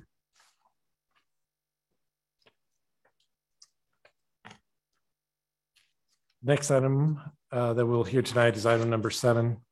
Item number 7 is DRH 23-000001. Locations 8924 West Franklin. It's for the construction of a new approximately 6,770 square foot story car wash building and associated site improvements on a property in an M1D zone. At this point, I'd turn it over to Caitlin and staff. Thank you, Mr. Chair and committee members. This is an application to construct a new car wash building and associated site improvements at 8924 Franklin Road. The subject parcel is approximately 3.6 acres located at the northeast corner of Franklin Road and Maple Grove Road. The design review committee approved a warehouse design on this site last year, and that application has been withdrawn for this new proposal to be submitted.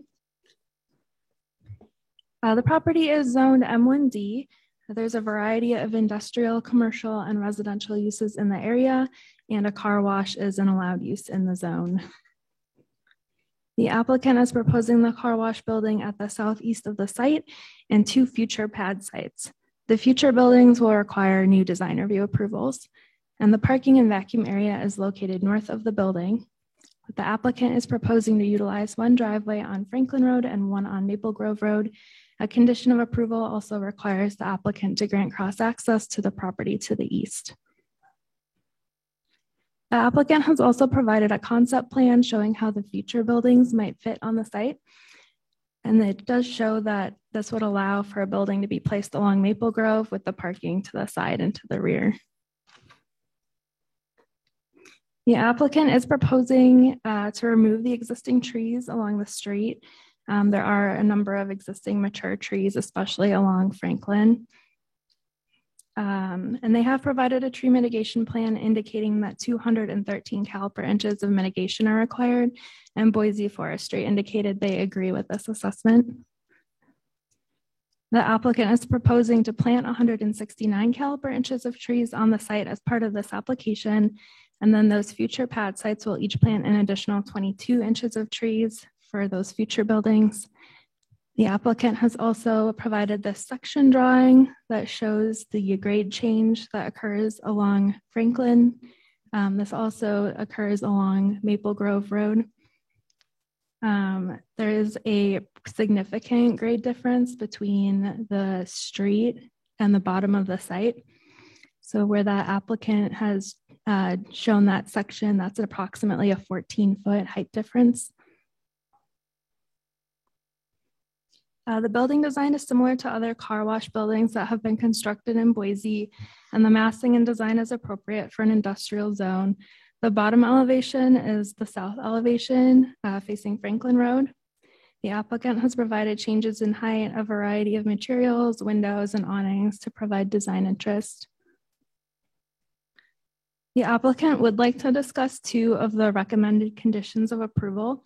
The planning team has recommended the applicant construct detached sidewalk along Maple Grove and Franklin Road, and also work on finalizing the internal pedestrian walkway locations with connections to both Franklin Road and Maple Grove Road. Due to the challenges of the site topography, both recommended conditions would allow administrative modifications to these requirements if the applicant could prove that they are not feasible. The planning team believes that detached sidewalks adjacent to arterial roadways, such as Franklin and Maple Grove, are imperative to providing a comfortable pedestrian environment that encourage walking and alternative transportation on these higher traffic streets. The current conditions do not provide a pleasant pedestrian experience and deter people from walking. The applicant's future concept plan shows the proposed pedestrian connections, which I've highlighted in orange. And the blue is approximate locations where the planning team still feels that pedestrian connections are needed. On the south side, a ramp would likely need to be constructed to complete a pedestrian connection to the public sidewalk on Franklin. As this is a larger site, pedestrian connections at both the northwest and southeast ensure pedestrians have a convenient path that is more likely to be utilized.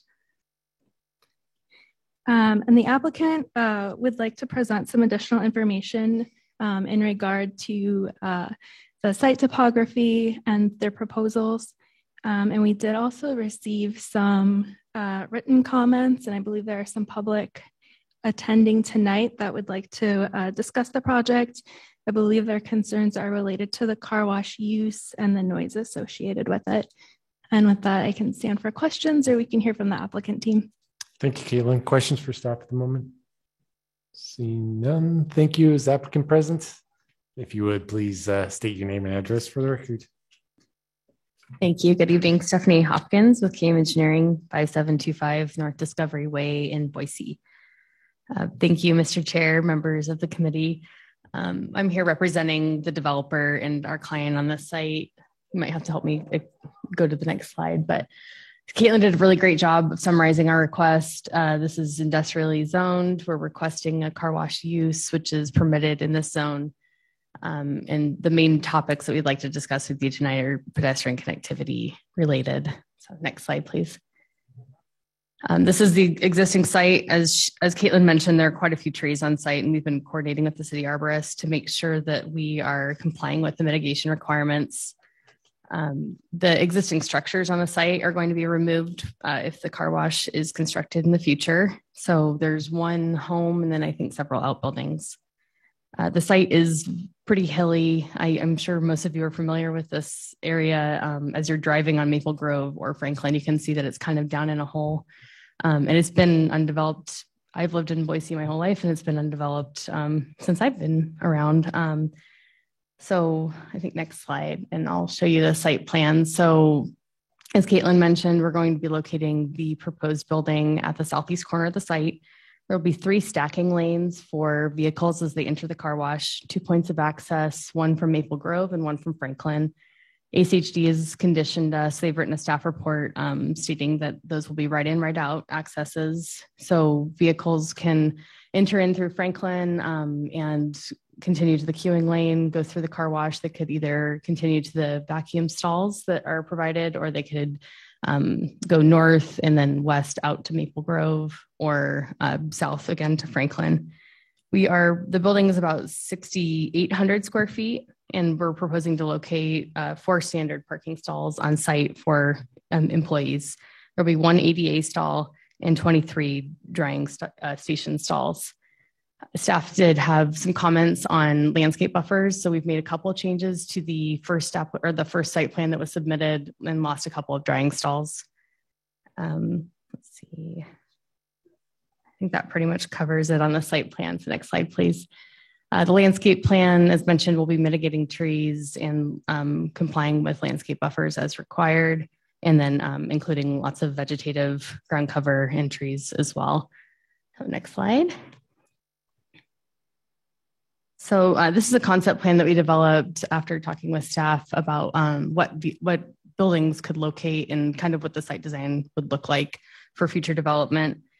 Nothing solid right now. They don't have any planned tenants or anything that would come here in the future, but this does depict future connectivity, how the site could lay out, and where buildings might be located in relation to pedestrian connectivity and other vehicular connections. So next slide, please. The building elevations are designed to integrate and be compatible with existing development in the area while conforming to the City of Boise's design standards and guidelines.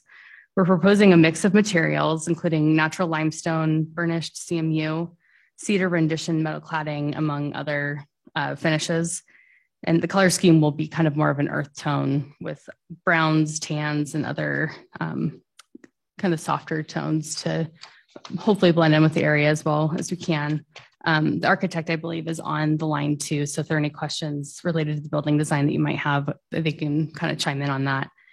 So as Caitlin mentioned, we are requesting, next slide, please. We are requesting to modify a couple of the conditions that she's included in her staff report.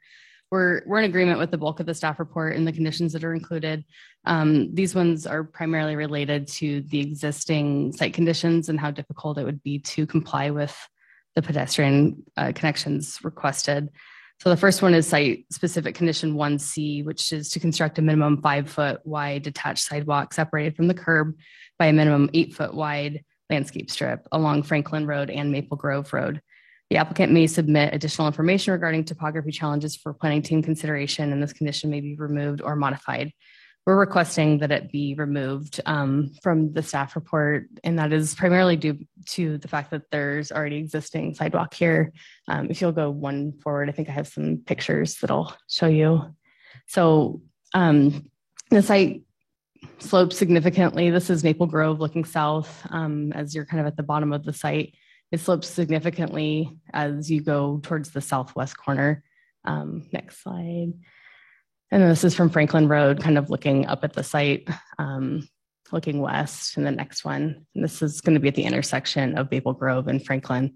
As you can see, there's already 5-foot sidewalk along the entire frontage of the site.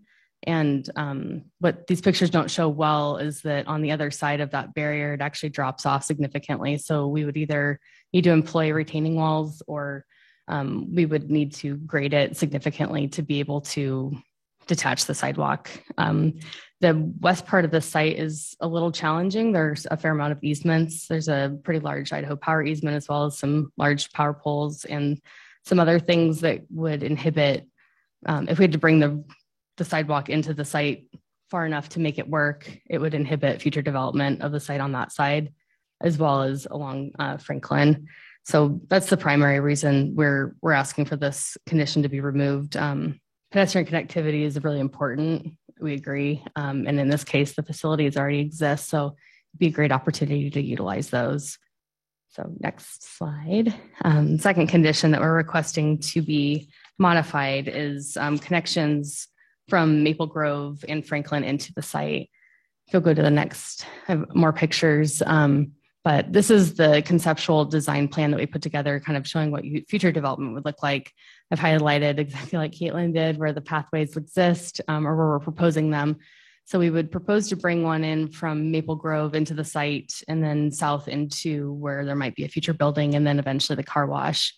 An access from Franklin or a pedestrian access from Franklin would be tricky because it's really hilly there. And in order to get a ramp to comply with ADA requirements, it'd be a fair amount of switchbacks. I have an exhibit, I think, next that shows, this is again another picture.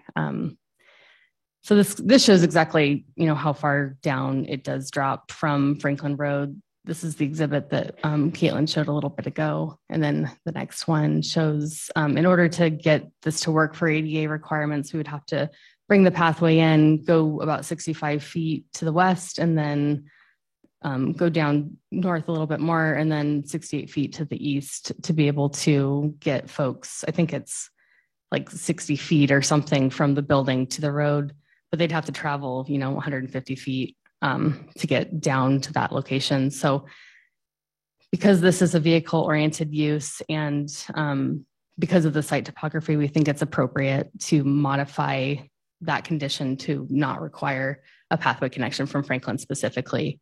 That being said, I think with the exhibit that Caitlin was looking at earlier, with her request to have the pathway extend further to the east, probably makes some sense. And I think that the applicant would probably be amenable to changing their plan to accommodate that. I'm not sure about the pathway that would cross the queuing lane for the car wash, but if that's something we could work with staff after, if we receive approval tonight, if that's something we could work with staff on, I think we would be amenable to that and appreciate that coordination. So next slide, I think.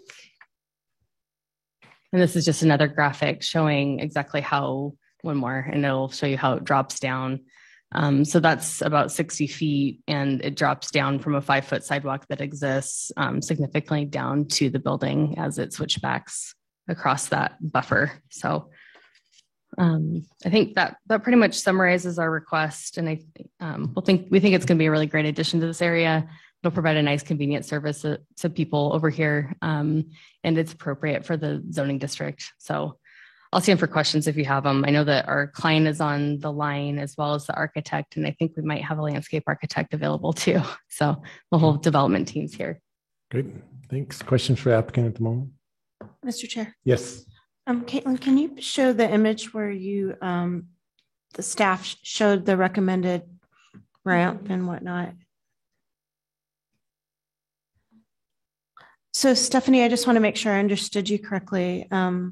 I agree that ramp location as proposed is not a good idea, but I think you said that you would be, the applicant, the owner would be agreeable to maybe exploring the sidewalk to the east on the other side of the driveway aisle. Is that correct? Mr. Chair, Committee Member Aguilar, yes, I believe that they would be amenable to that, the blue section that's shown at the far northeast corner. Oh, okay. And I guess I would expand on that to explore that east sidewalk, if you will, coming from Franklin. I'm thinking that the grade change going east will help you, and it might be possible that you could just have a straight shot and then connect to the future building instead of going across the exit of the car wash. But again, with that benefit of seeing the topo, it looks like it could be accomplished, but again, your team would need to review that. Okay, Mr. Chair, Committee Member Aguilar, I believe that would be something we could look into. If I understand you correctly, are you saying from the building that's shown at the southeast corner or southwest corner to the corner of Franklin and Maple Grove? Yes, along that boundary there. Okay. I know it is pretty hilly there, but certainly we would look into it and see if it could make it work. Thank you. Thank you. If you know what the grade is coming out of that driveway up to Franklin by chance? I think it was about 17%, Mr. Chair.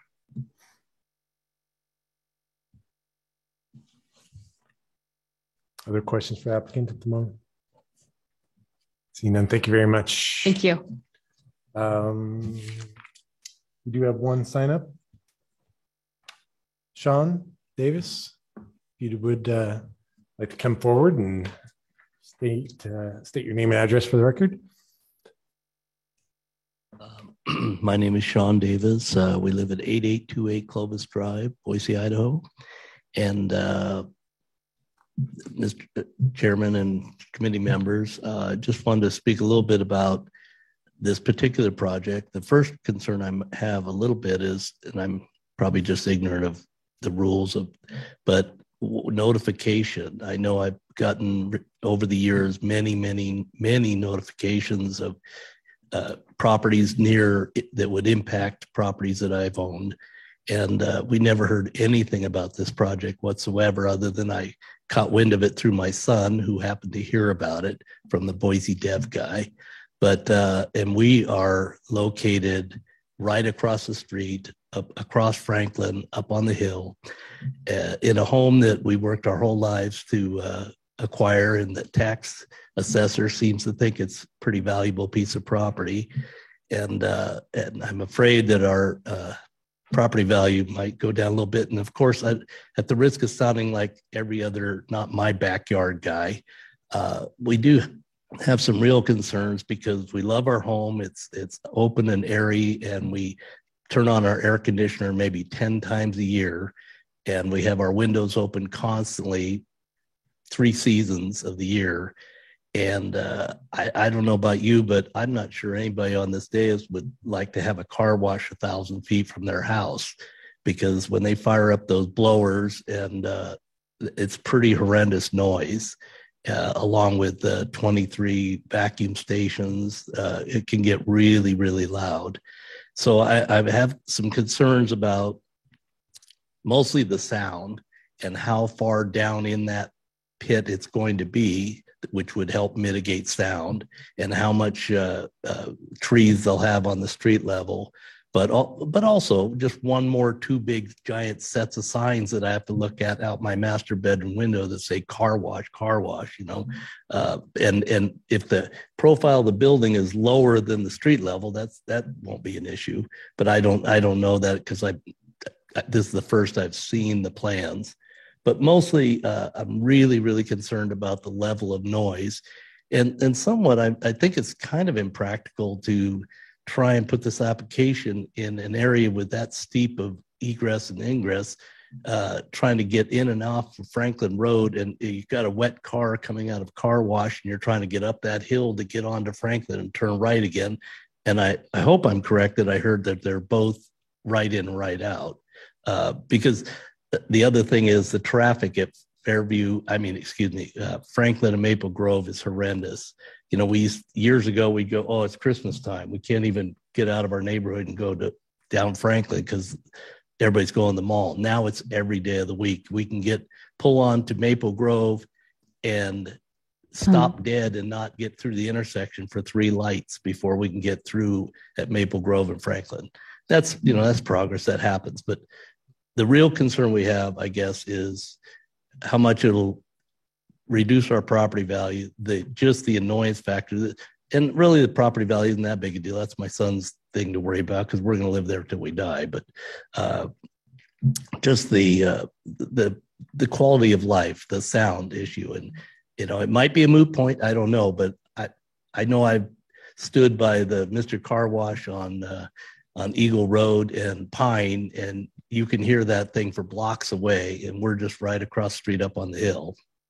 So if you have any questions for me, otherwise that's pretty much my.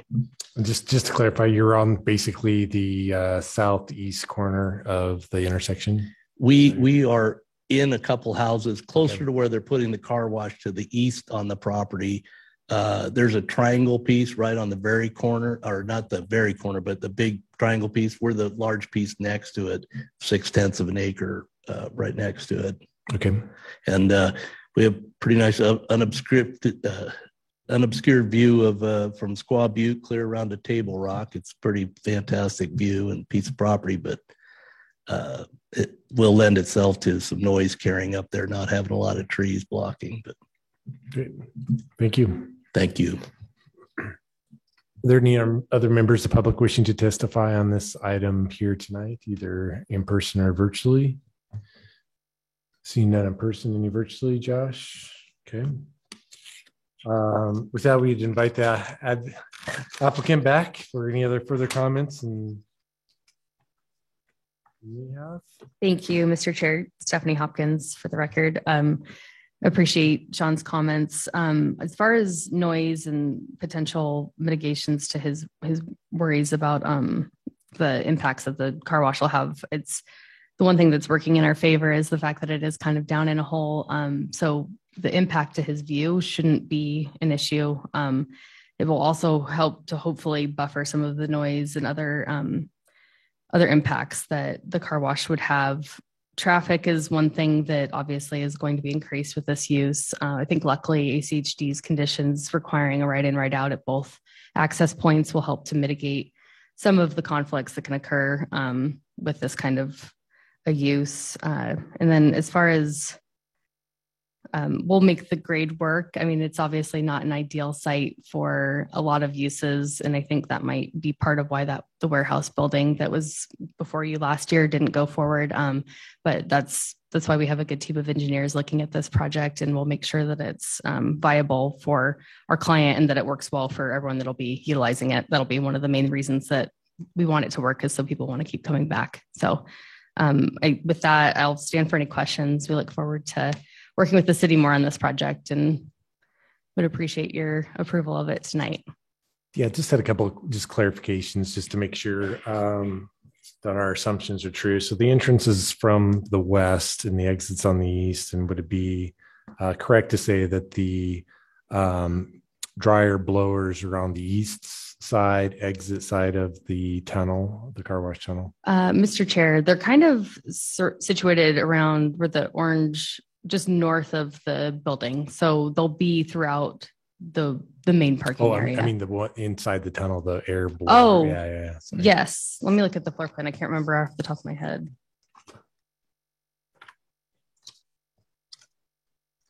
But Mr. Chair, yes, I believe that's how they're situated. Which is usually typically the nosy end. Pretty.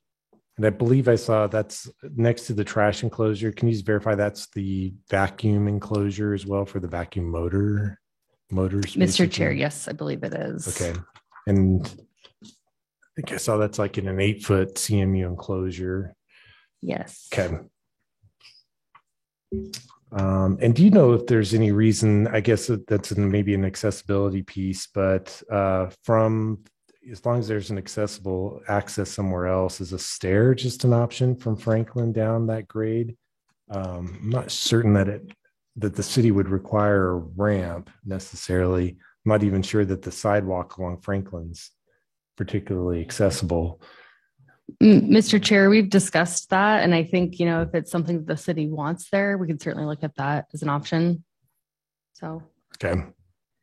Mr. Chair. Yes. As a follow-up, if the alternative to creating detached sidewalks along Maple Grove and Franklin was to figure out a ramp or stair down from Franklin, which offers an alternative route past that intersection. Is that, do you feel like the applicant could be amenable to that, or the developer could be amenable to that?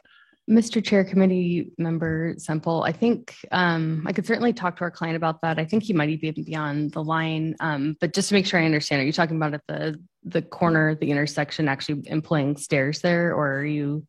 Mr. Chair, no. So Okay. where the ramp is shown here, coming into the site, that if that was either a ramp or stair in that location that facilitated a pedestrian walkway from Franklin over to Maple Grove through the site, rather than having pedestrians walk along a sidewalk. Just trying to figure out, because there's challenges with detaching sidewalk, it looks like. Obviously you guys are going to be working through some stuff to demonstrate that to the city, but just trying to find an alternative, because with pedestrian comfort being very top on the list with the city, trying to find alternatives to that, knowing that there's those challenges and the easements. It looks like there's some gravity irrigation stuff that runs through there too. So just trying to come up with some compromise alternatives. Sure. Mr. Chair, Committee Member Semple, that sounds like that's an interesting proposal. I hadn't considered it, but that, is something that we could certainly discuss with our client and then staff to see if that would be an approach that would work. Other questions for the applicant? Mr. Chairman, real quick, if you know it, road grade, top of building. Mr. Chair, and it goes to member. this blocking with signage, and just give us a scale. I think the building is quite a ways down there and it's not an issue, but I thought maybe you'd know those numbers. Mr. Chair, Committee Member Rudine, I do not off the top of my head, but actually looking at the section that we provided, it's about 30% grade. So it's going to be a decent, I could probably look through my plans and see if I can find something.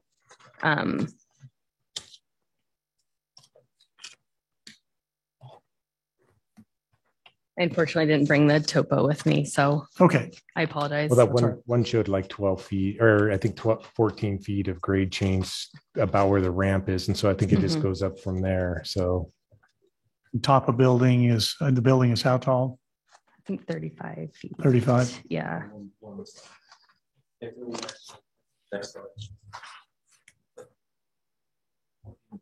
It's about 36, a little bit over 36 feet. Almost 37. So really the building is 15 feet above that roadway, which is really going to be pretty minimal in terms of a view over the top. Okay. Thank you for that was my me question. Work through that. One other, I guess, comment, not necessarily, I know there's other car washes that do provide heated concrete slabs on the exit side due to winter, and maybe with the proximity to the steep grade, with water dripping off the cars, that might be something you may want to consider. Interesting. Mr. Chair, I hadn't heard of that option, but I'll talk to them about that. That sounds like it'd be a nice feature. Other questions for the applicant? Oh, there's online. Great. I guess, did you have a question from online? Or is that is the applicant? Okay. I think whenever you're ready online, please state your name and address for the record, please. Kyle Benson, 1044 North Highway 91, Shelley, Idaho. We do install the heated concrete for the purpose that you were just talking about, to keep the drive aisles clean and safe. Great. So, the other thing I wanted to touch on real quick, I don't know that Stephanie had the information, but as far as the road noise and the noise coming from the car wash, generally speaking, outside of the building, the decibel level is 75, 78, both at the entrance and the exit, which that's just barely a little bit more than what a busy street is at 70 decibels. In addition to that, this, like Stephanie's explained, the building's going to be kind of tucked away. We're going to have the vegetation. And I don't think, being across the street where the residences are, that you will even hear much, if any, of the car wash noises on the sidewalk on the other side of the street.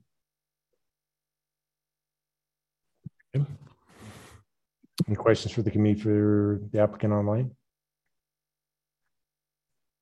or in person?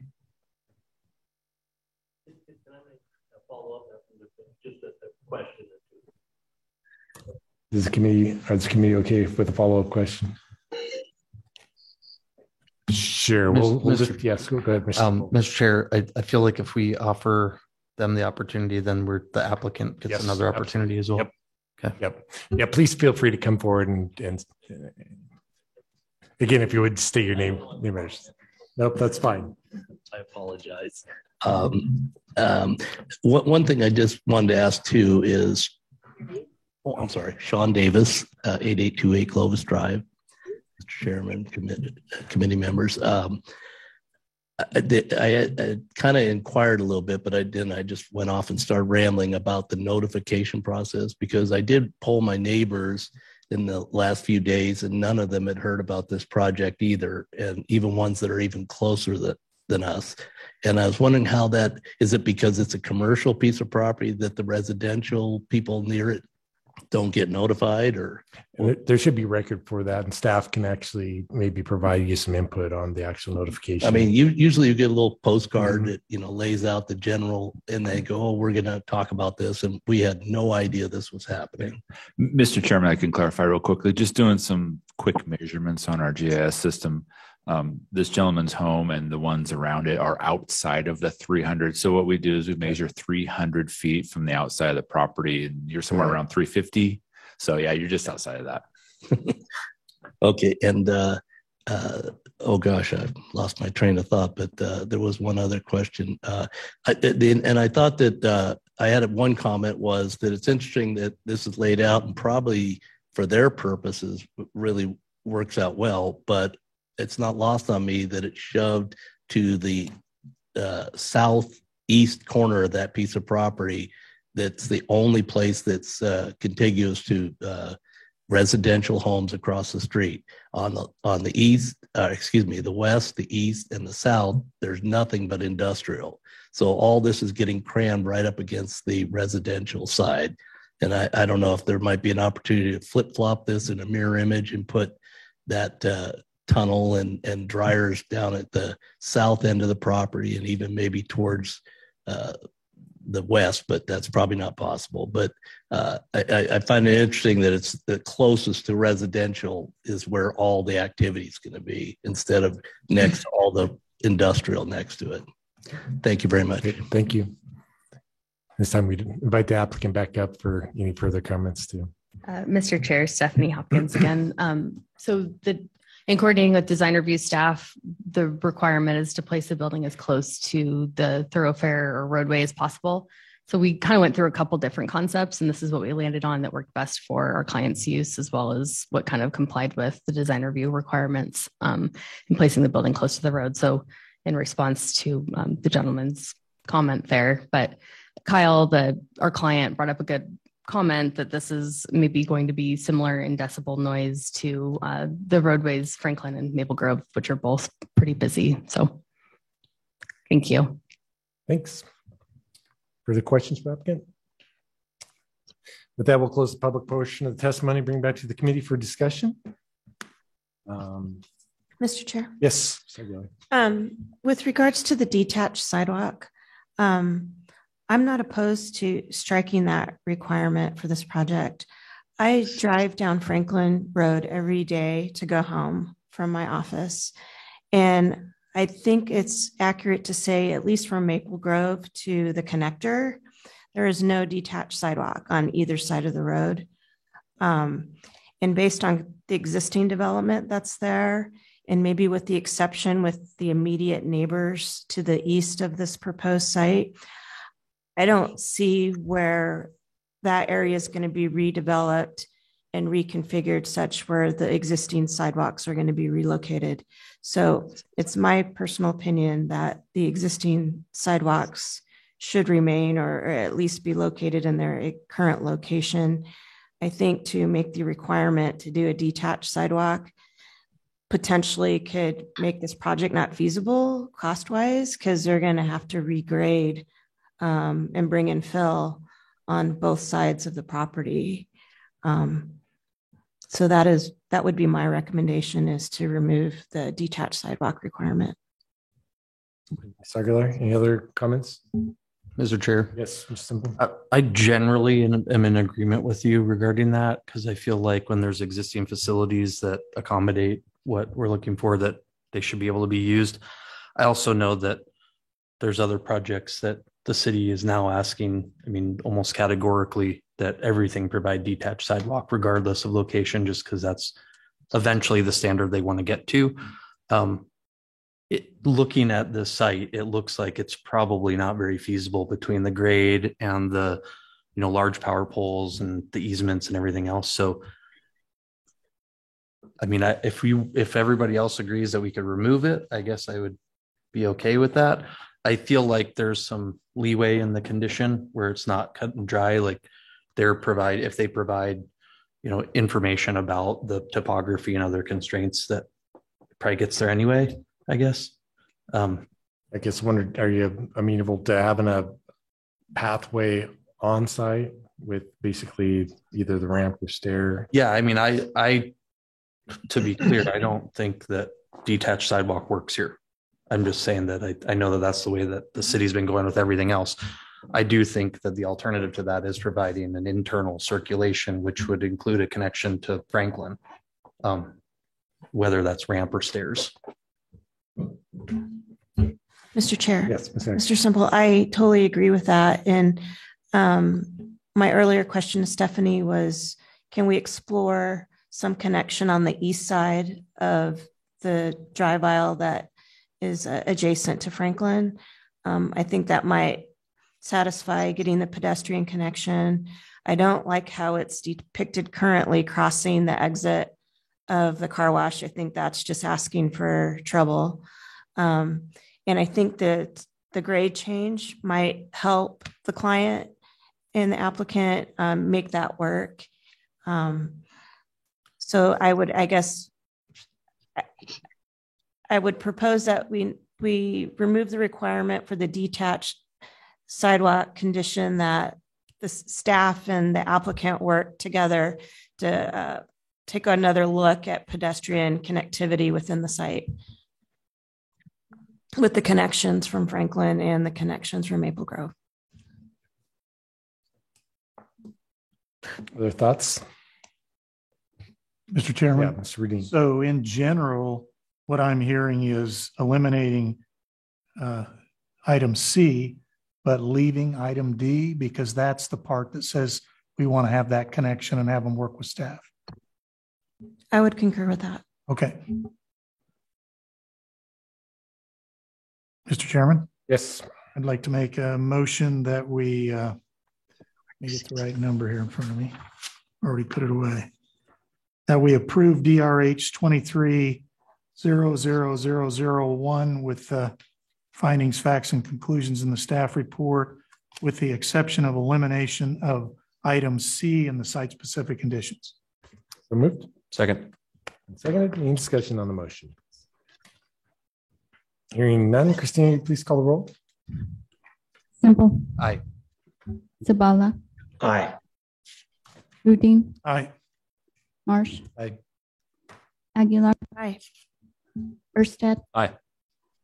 All in favor, motion carries. That we are adjourned. Thank you, everybody.